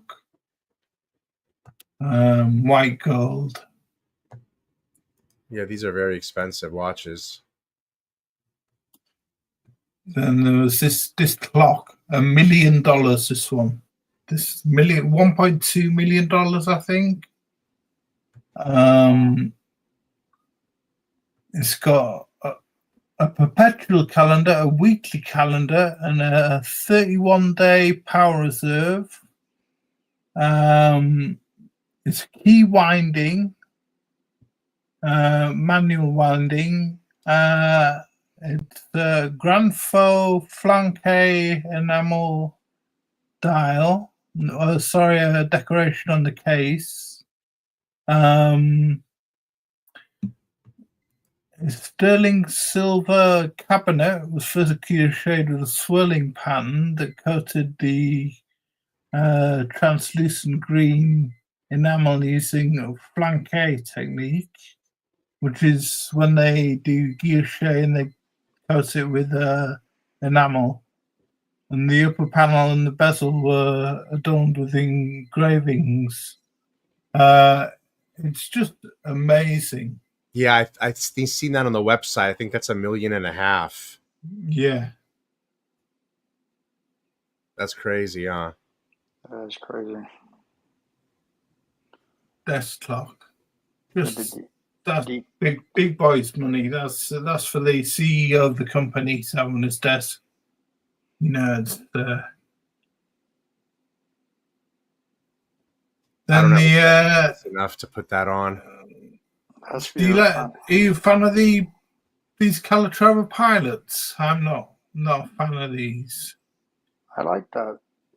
Calatrava pilot travel time. The 5. I like the way that one looks. 5524. White gold, 42 mil. I would wear that. That's probably more reasonable as well. Yeah, price-wise, sure. That's a big daddy too, 42 millimeter. Yeah, 42 mil. That's like your Panerai right there. Nearly, yeah. But a lot of them were that blue one with the other dials. Dude, this one, the 4946 annual calendar moon phases. This is going back to the old style design. Can't even read that one. Yellow gold? Yeah, you can't really read it, can you? It's like rose gold. Rose gold? Okay. It's like a black hatch dial design or something. Yeah, with Breguet numerals. You can't really read it, you're right. Interesting, though, it's got the jean strap, like a black jean strap. Denim strap, yeah. I've never seen a black one like that. That's kind of nice. I think it's sharp. I think the whole watch is sharp. Yeah. I don't like it. Underachieving watch says it looks like a Zenith. Very dark, though. I don't know. Too dark. Then they had this one, the 5328. Wow, 8-day reserve. Wow. 8-day power reserve. Manual winding. Wow. White gold, 41 mil. Ooh, look at where the day aperture is in the 6 o'clock there. Saturday. That's interesting. That's unique. Yeah. What is below that? So it's got a point-to-date system. It's got power reserve at 12 o'clock. It's got the day in this day aperture. What is that down there? It's got one hand. It's got two hands, hasn't it? So it's one pointing to the month and one pointing to the day. Yeah, 1's pointing to the month, so when it gets to 12, it'll probably jump back up to 1.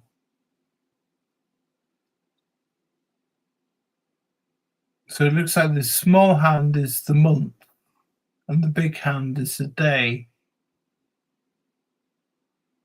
Huh. What does it say though under the? What does it actually say? Under the I don't know. hands. 8 days. 8 days. Oh. I don't really That's like that. that's a odd looking paddock right there. It's different. Yeah, it's just different. I've never seen one quite designed like that. This one I love, the 6196. Yes, you know, it's funny because that was the next one I was gonna talk about on the screen. I have it on my screen already. Look, Platinum, 36 Right here. mil. 36 mil. that's the one. Look at, I already have it on my screen. Yeah. This costs as much as one of those chronographs I was looking at, but to be honest, it's absolutely stunning. This watch, It's beautiful. it's platinum too. Man, I would so get this watch. It's amazing, isn't it? It is absolutely amazing. Yeah, I would so get this. Look at that. Look at that. Oh my gosh. This one's incredible. Yeah. They hit it out of the park with this one.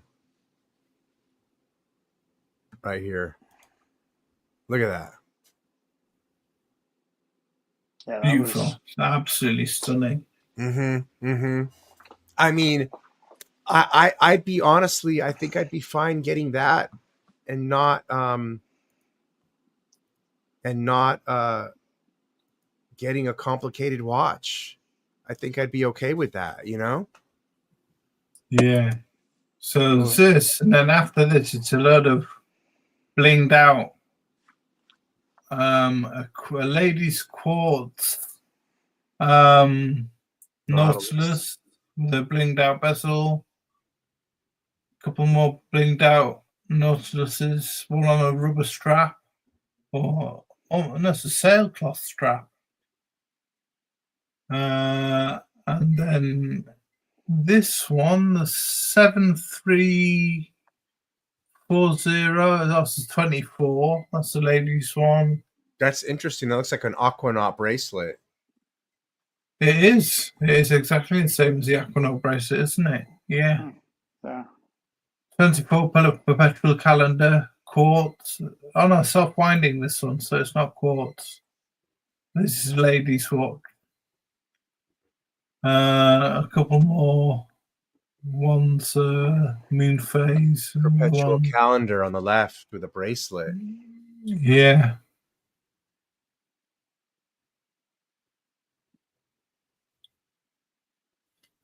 You know, their bracelet watches, their bracelet annual calendars don't sell well. These are ladies' watches. Mm. And then ladies watch perpetual calendar? I was gonna say ladies watch perpetual calendar. Yeah. Wow. Get the women. And then this one, this ladies watch or rappers watch. 5811. Wow. Nautilus Hot jewelry. Good Lord, look at the amount of diamonds. 20 carats. What the heck? 195 baguette cut diamonds. Good My Lord. God, 41 mil.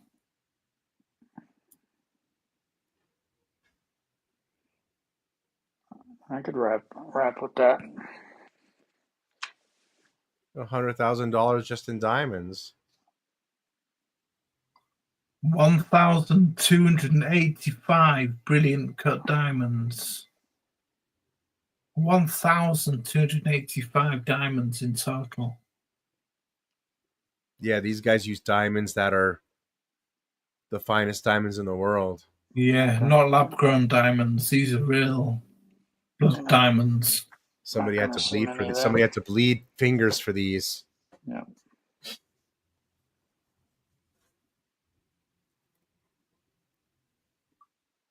So they were the Patek releases this year.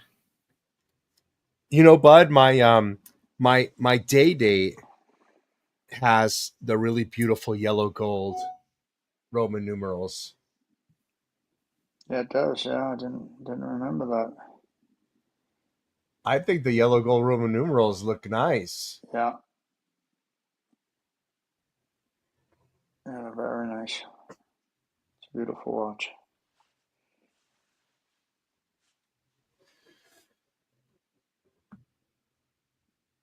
This was at Watches and Wonders. Is that right, sir? Yeah, yeah. So And here were all the Rolex releases. this was in England? No, this is in Switzerland, Geneva. Oh, okay. Was So you there's did you stand in line a lot there? yeah, you had to wait about 30 minutes to get into the Rolex boutique. Yeah. So there's the new Oh, a green dial. Yeah, I've requested that one. We'll green see. dial Sprite. Interesting. Normally it's a black dial, right? That's a new watch altogether. Yeah, that's interesting. It's a left-handed. It's That looks a green. little weird with the green meeting the bezel green. Doesn't it look interesting?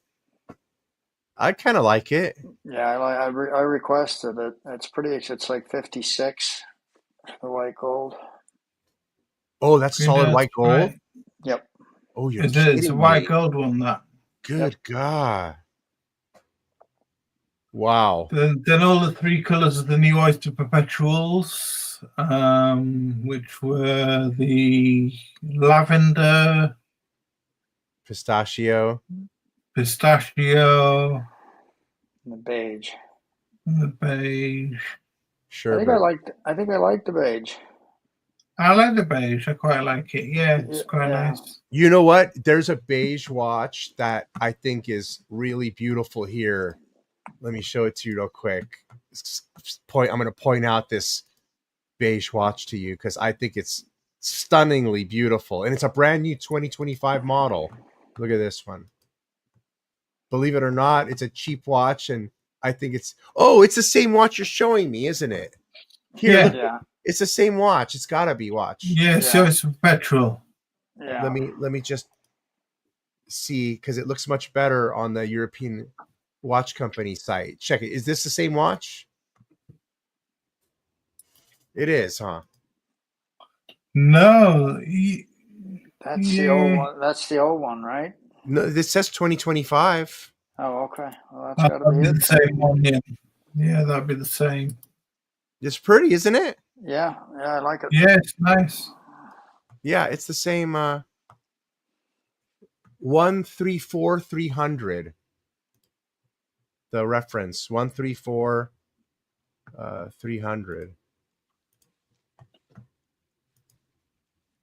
I think it's the same watch, yeah.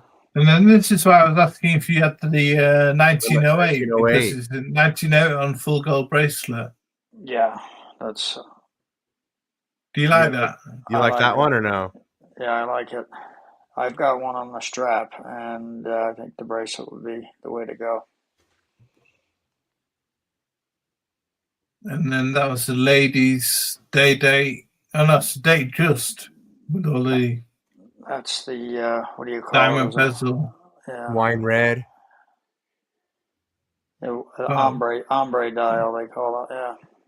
But it's on a president bracelet. That's very vintage looking, man. That's super vintage aspired. It's a 31, right?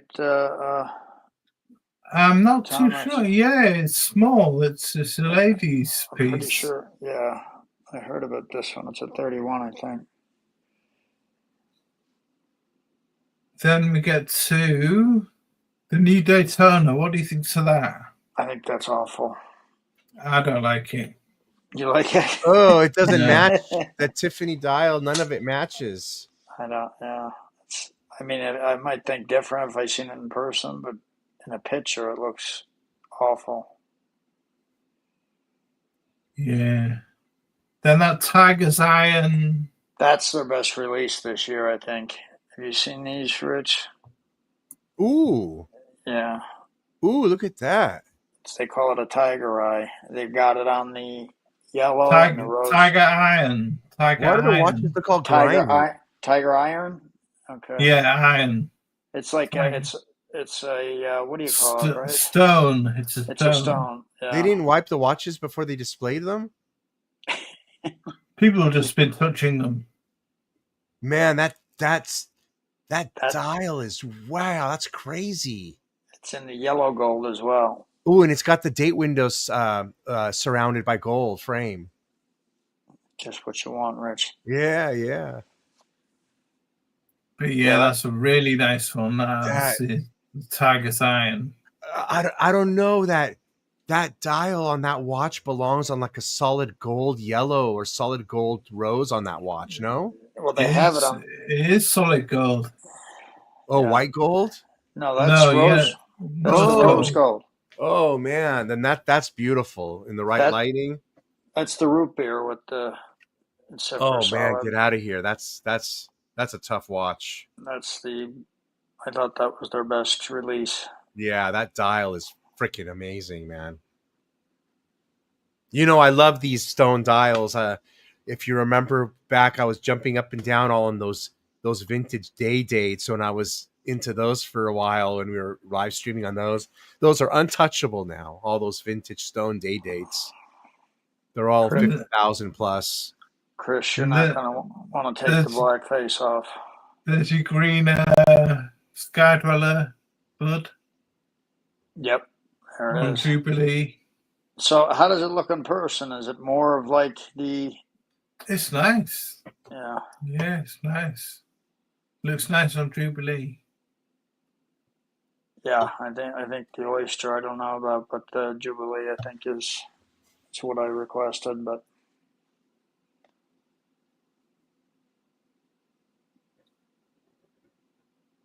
So I figure between that and the day date, at some point, you never know. I also asked, because I've got this rose gold root beer, am I not going to be able to get the Tiger Iron? And he just said that basically nobody's going to get the Tiger Iron. Nobody but God himself.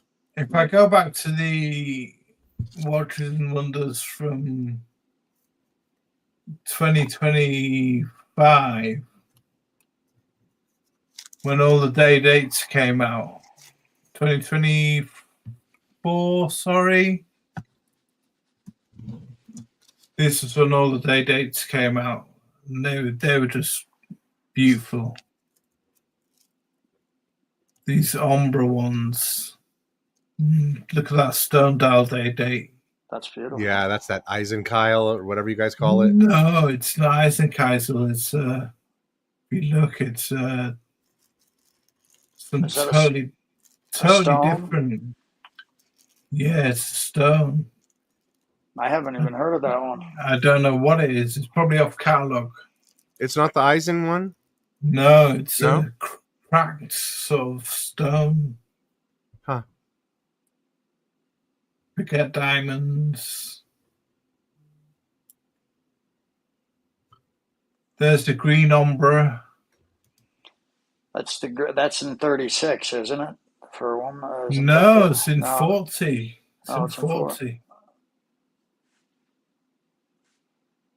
The blue ombre and white gold. That was the That's nice. I like 1908 that. with the platinum 1908. Yeah, that's nice.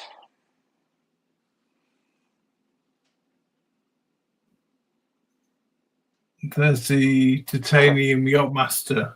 Has anybody seen one of them?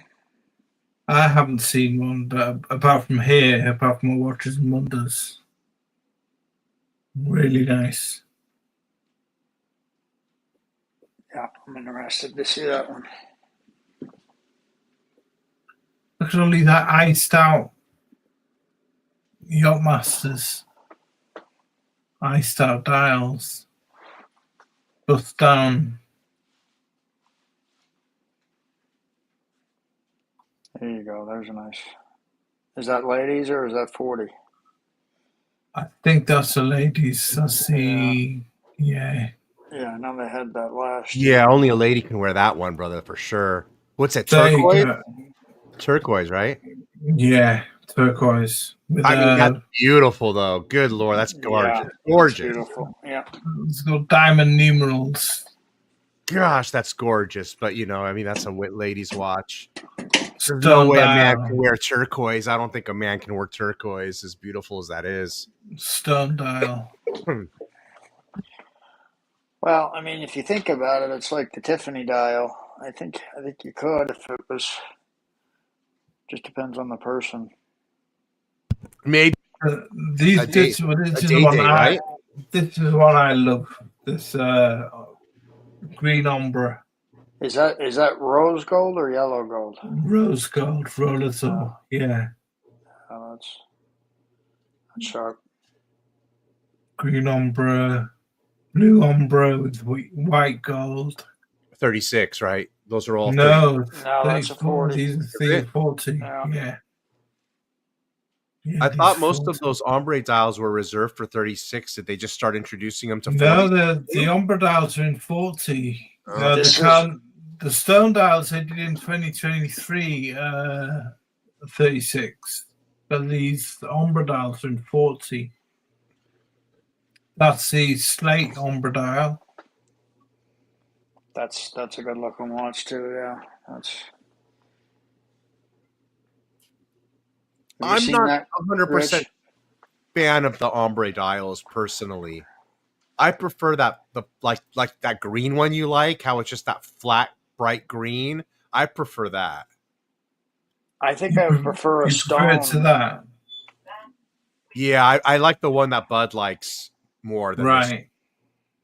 the flat green. Pastel green or whatever you want to call it. What's your opinion on all these bust down ones? These bust down Daytonas, and bust down Yachtmasters. They're not really for me. I kind of got offered a regular platinum the other day with the diamond dial, and then they came back and said, "Oh no, you just got one a month ago. Forget it." So I'm still, yeah. So that's mother of pearl dial with bust down bezel. You know, they're not for us, but what I do like is the fact that they do make them so that people have the option of getting them directly from Rolex instead of doing it aftermarket. Yeah, that's true. But do they really have an option to get it? And I mean, you can get these if you want. You and I can get this. There's no wait list for this shit. That's probably the nicest one there. There's no wait list for this stuff. Trust me. There's no way. These are off catalog, though, aren't they? Yeah, I would think that one is. That one's pretty interesting. I want to say that one is in the catalog. Really? That's a Liberace piece right there, baby. Yeah, exactly. That is beautiful. Yeah. This is Liberace stuff, this. That's a good one right there. I mean, I wouldn't be able to pull that off anywhere, but that's a good one. So it's going right onto the lugs and everything. That's a man's piece, 100%. That is not a lady's piece. Look at the baguette indices too. Son of a gun. That's more wearable. That's tough.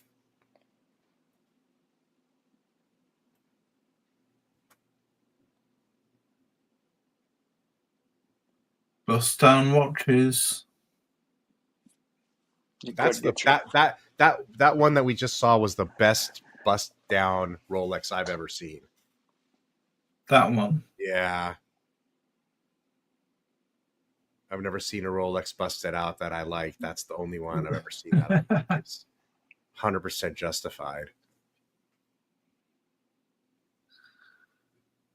There's only Daytonas. Did you see the new John Mayer? You got some good pictures, man. Good job. The John Mayer. Let me think. No, I didn't. It's yellow gold, green dial, but it's got yellow gold discs. Oh, Daytona. The Daytona, yeah. Which is the so? What are the John Mayer watches now? They're basically all the watches with green dials, right? No, just the Daytona, and they call the white, gold, and blue dial one a John Mayer as well. And also the Patek, what is it? A 5270, I think. The the $200,000 leap year chronograph. That's the John Mayer one too. He wears that when he plays. Yeah. These are the ones I really like. I'm with you on that. Yeah. These 36s, these 36s, these carnelian orange. I like those. The lapis. No. What's the green stone called? Malachite. Malachite, yeah. And the that's a malachite. Look at that. Yeah. That's beautiful. Now, if they made the president just plain and simple with none of the diamonds, but with that green dial, I'd like that. I think they do. With the green frame, look at with the date frame too. Look, it's framed. Yeah. Yeah, those was great releases. But if you got rid of the bezel, all the diamonds on that. Same thing with these. On all of these, if you got rid of all the diamonds, they would be good. They would be good day dates, no? They'd be amazing. I think they're all amazing. The orange one, that is just amazing. This carnelian orange one. That is amazing. Oh wow! Is that stone? Yeah, they're all stone. That's a carnelian orange. It's made from some sort of stone dial, but if you look at it close up, that's beautiful. You remember when I a few years ago I did we did a live, or I might have done one by myself, but I went over, some guy had the largest stone dial date collection and he had it on YouTube and I went over it. Oh my god, that collection is just, well, look at all the different sizes there. 40 and a 36. 36, 41, and 34. I think it's 31, 36, and 41. There's a 31 and a 41 there. Yeah. And then 36. Yeah. That's interesting. And they're all gone now. Do you like these balloon watches? Celebrations? I'm not really that much of a fan of them, to be honest with you. I know people like them because they're collectible and they're rare, but does anybody know what their I think they're ridiculous. Does anybody know what their I don't know if this is the correct word, what's their motif, or what's their purpose, or what's their I don't know. It's just some silly design that what's came up with. Yeah. If someone was to ask me if I'm wearing it, what's it supposed to represent or where did it come from, I kind of would want to know. Celebration. That's the name of them, a celebration. Balloons. At least they picked decent colors and it's not all rainbowy, you know? Yeah, it's hey Robert. Hi Robert, good to see you, mate. Oh, this is the Patek from 2023, Grandmaster Chime. This is the one that flips around. You can flip the case, right? Yeah, here's a video of it. There's the Mark Wahlberg. Dude, it's like 2.5 million or something. Jeez.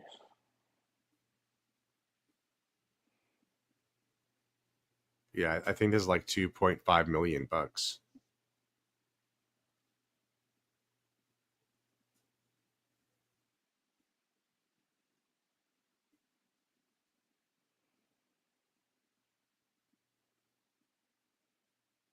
Get your arm cut off with that for sure. I mean, let's just say you have that right now. Let's say you have that in your collection, Thomas or Bud.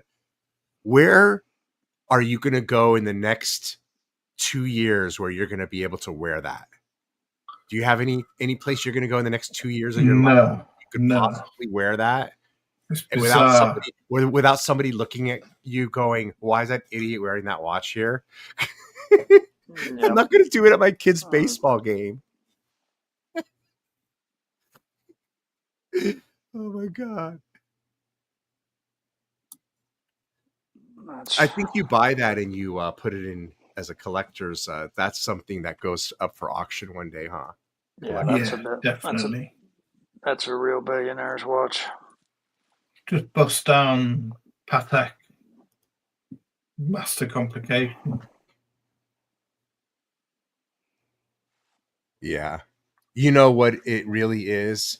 It's a display of their craftsmanship, their art of engineering, as well as their capability of, jewel craftsmanship, the whole day.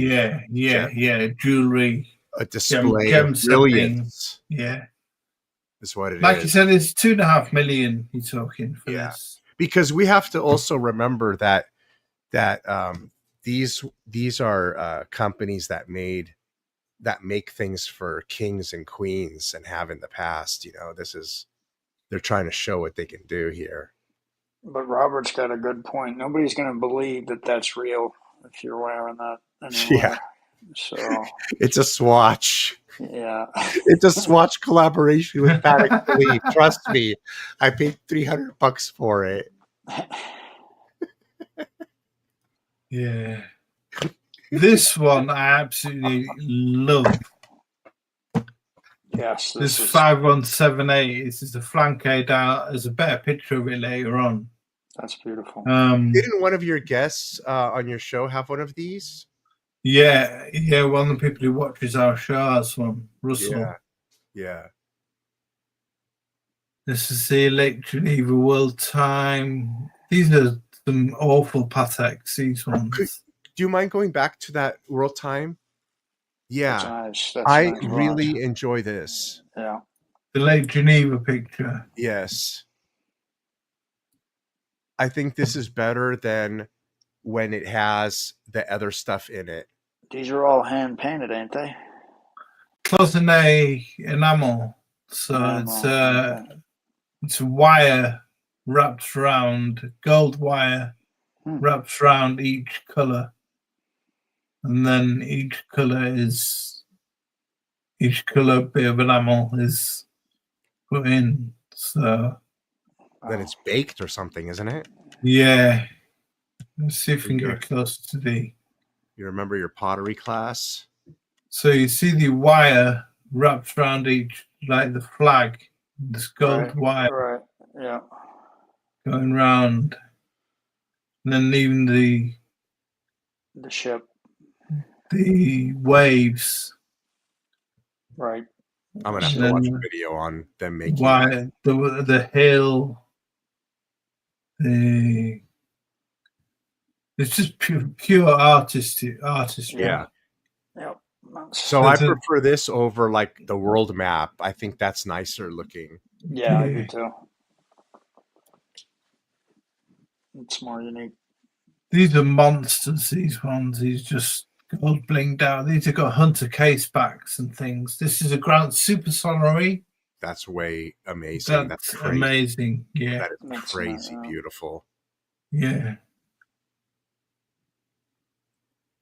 Wow. That's a little blue. Little blue. Iced out. You know that last one though is quite a beautiful display of Breguet numerals. It is, at its finest, isn't it? Yeah.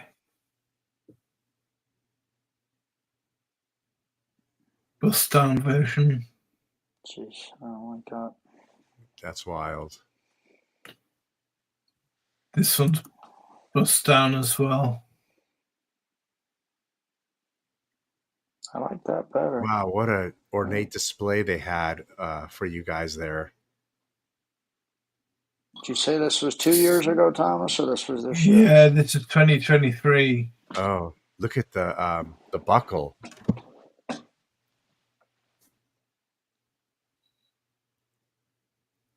You did a great job capturing all this. Thank you. It's amazing stuff. Yeah. Interesting. So much fun. You got me glued to the screen. So if you look at the dial, Yeah. I'll just zoom in. Skeleton. Every complication under the sun. Oh, well, let me zoom in. Minus equations. It's a perpetual calendar minute repeater and skeletonized. Yeah. I can see the leap year one at the 12 o'clock, and I think there's a power reserve too.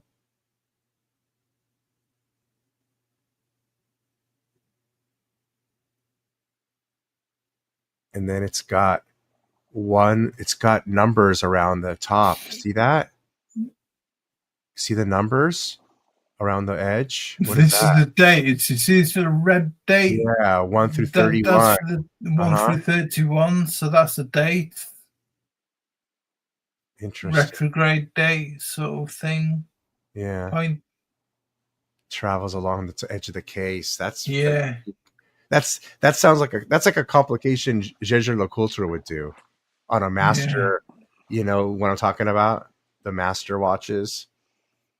They do all that crazy stuff on JLCs. JLC has some master complications like that. What do they call those watches? Those special watches they make that have such unique complications. Forgot. Special. Yeah, there's a similar one here. There's that's the what that's the one 5172. you're looking at. There's a 5172. Yeah. Beautiful. You see, I like it because but I can just put it on, set the time, wind it, and wear it.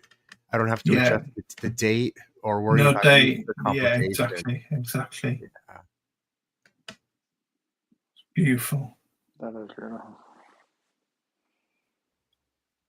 Some annual calendar, moon phase chronograph. John Mayer watch right there. I think that's a 5270. I don't know what that one is. That's what. Yeah, John Mayer. That's John Mayer Breguet numerals monopusher chronograph. Yeah, So that's like the one pusher. ultimate sports watch right there. Yeah, that's very nice there. Then you get all these colored ones. So green chronograph annual calendars. I think I've seen those for about red, 250. Red, green, or blue. You could have. That's World time with a gear shade dial. Those are a bargain right now. Are they? Yeah, about 35 Wow. grand. You can get those. Really? Yeah, those are a bargain. All the world times are around $35,000. Is that steel or is that white gold? White That'll be gold. white gold. White Yeah. gold. That's steel. Yeah. This one's steel, yes. That's the remember only this one. steel one. Yeah. And that one's about 60, 65, I think.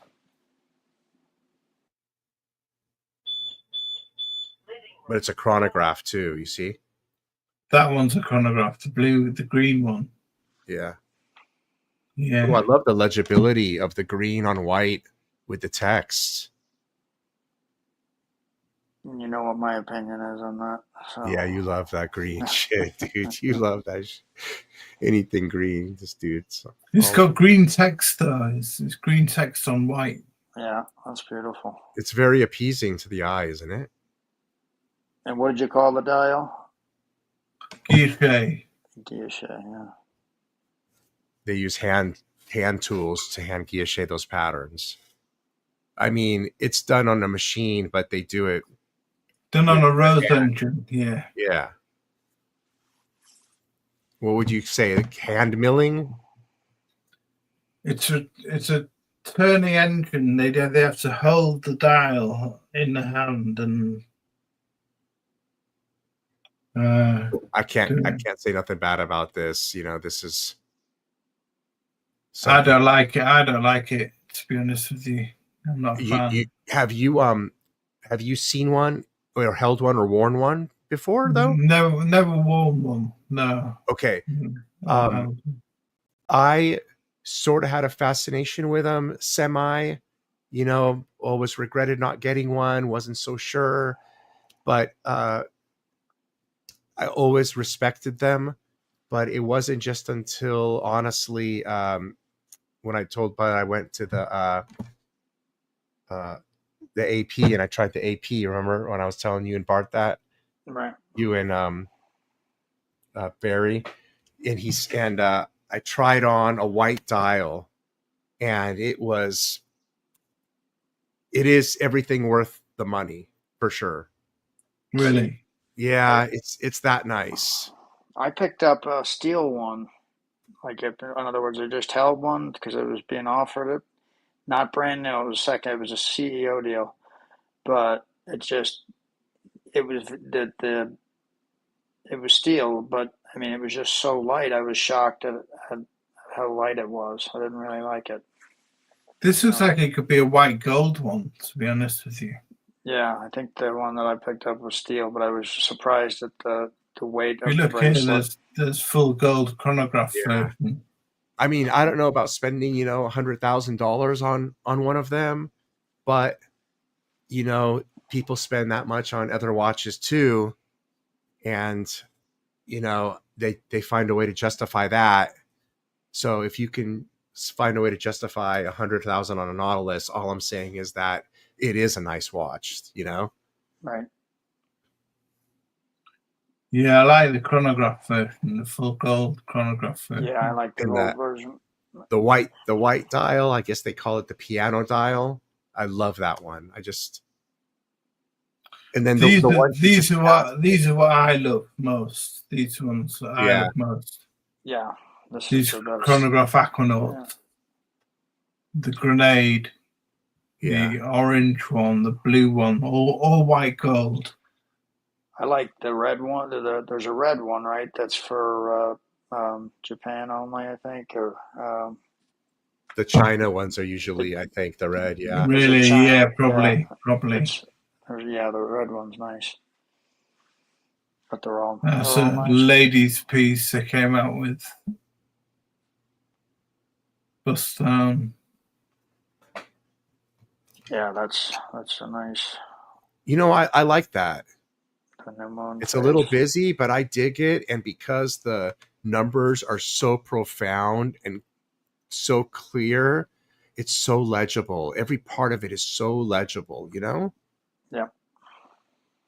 But that's a small watch, isn't it?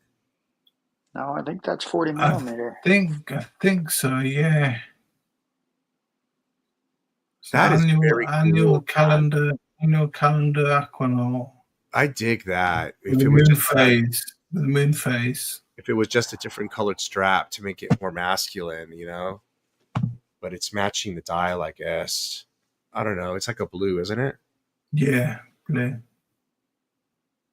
I kind of like that one actually. This is that 24-hour one, so it's 24 hours at 6 o'clock and 12 hours at 12 o'clock. Yeah, that's interesting. The hour hand only goes around once per day. Yeah. So that's an interesting one. I don't know if I could get used to that. I didn't like these Calatravas when they brought them in. I was going to ask you. And What do you guys think of these? Do you think they're too? What's not? What don't you like about them? Because I'm kind of with you on them. I don't really know red what I don't like. and blue. Maybe it's just too busy. I don't know. Kind of okay. The checkerboard looked. The center of the dial, the checkerboard. What's their price point? About 30. About 30,000. Yeah.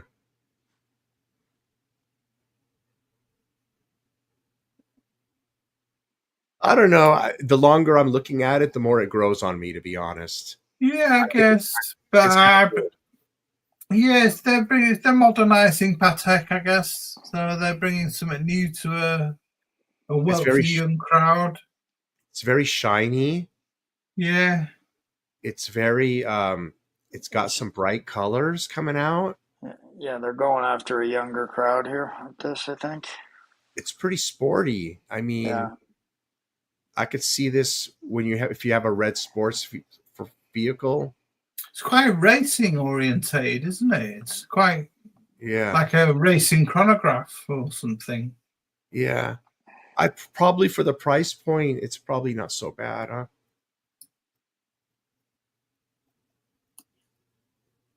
The blue one. There's that one again. Chronograph.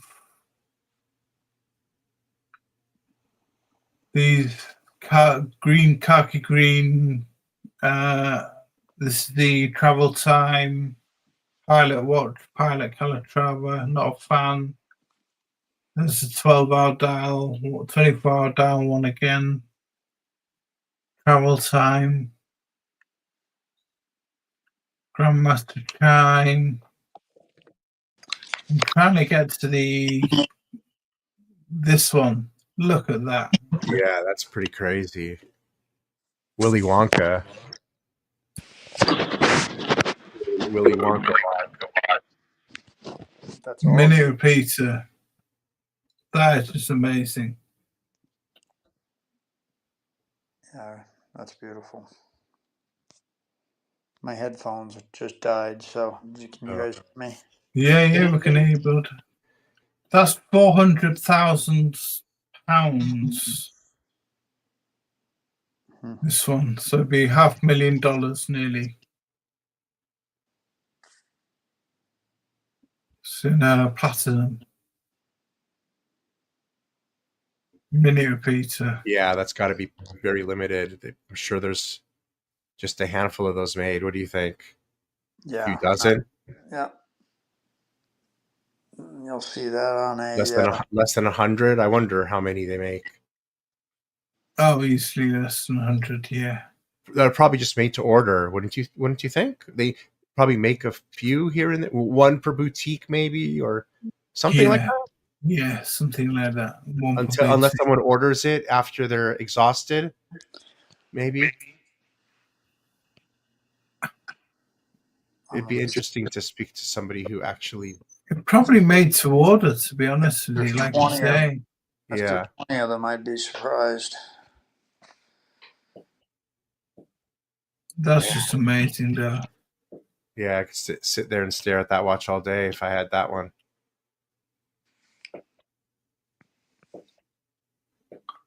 More Bustan Nautilus watch. Now, is this from a couple of years? This one's different. 2023. This is a different Bustan one. I think the 25 one actually had diamonds on everything, right? Yeah. Man, I like the white sticks. That's just cool. You can just tell what time it is.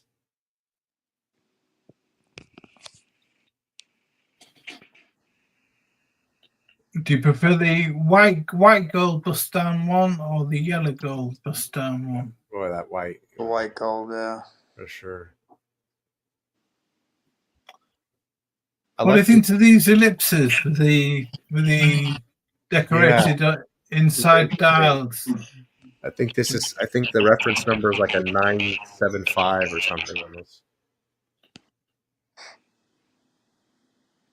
Decorated on the inside. I like that decoration. I do too. I like that. Yeah.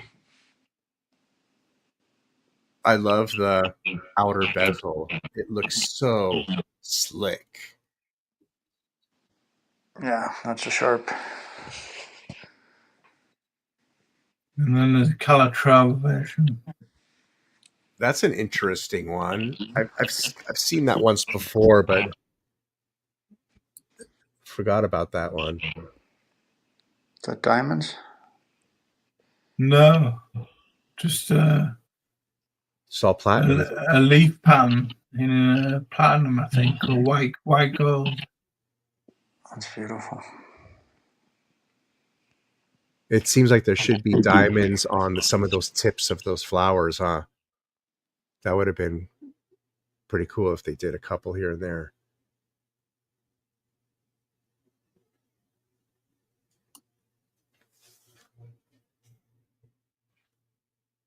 That looks pretty boring to me.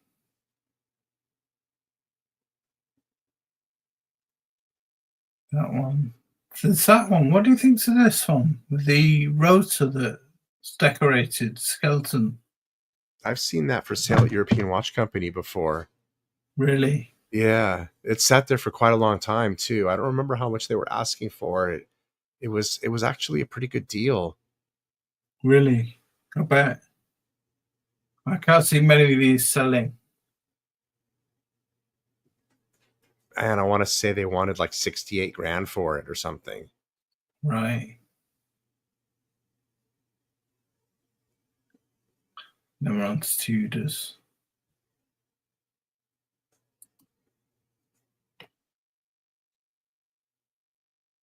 Lost Bud again. I don't know if he can hear us. Oh, there he is. There you go.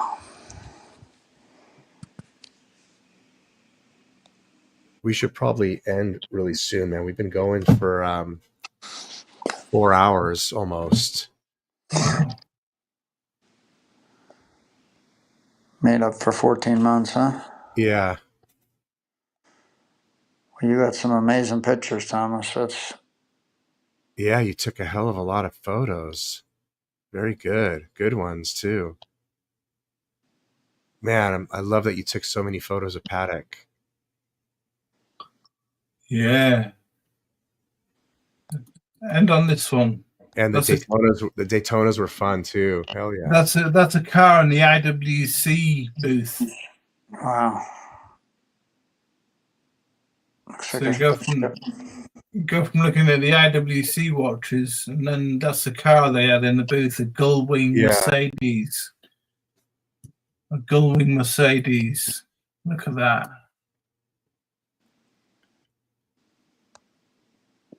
Very cool.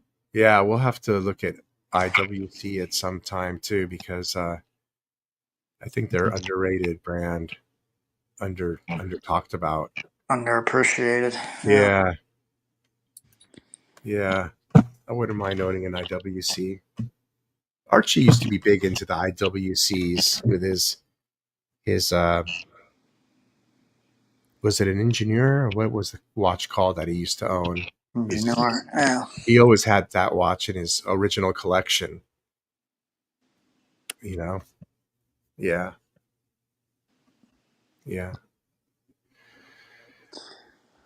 Yeah, like Underachieving Watch Club says, don't wait 14 months until the next stream, Rich. No, okay. No, we'll do another one. Maybe we'll do another one next Sunday. I'll hit everybody up and see what's going on. Sounds good. All right. All right. All right. Nice. Yeah, and I'm glad you guys came on. To everybody in the comment section. Yeah, thank you guys for watching, and it was real fun catching up. Yeah, I had a great time. Thanks for having me. I appreciate it. Great to see you, Bud. Yeah, thanks for having us, Rich. Great to see you, Bud, and great to see you, Rich. You're looking really well, mate. You're looking good to see you. Yeah, you guys are all looking good. Really well. I'll talk to you later, you know? All right. We've been going for a while, so I think my family's gonna try to grab me to go get some dinner right now. Yeah, I Yeah. did. All right, And I'll guys. talk to you. Have Okay. a good evening. All right. Take care, everyone. Bye, everybody. Leave Rich a thumbs up. Leave Rich a thumbs up and subscribe if you're not subscribed. Yeah. Thank you. Thanks, You guys. guys. All right. Be good. Have a We'll good see you night. next time. Take Cheers. care. Fun.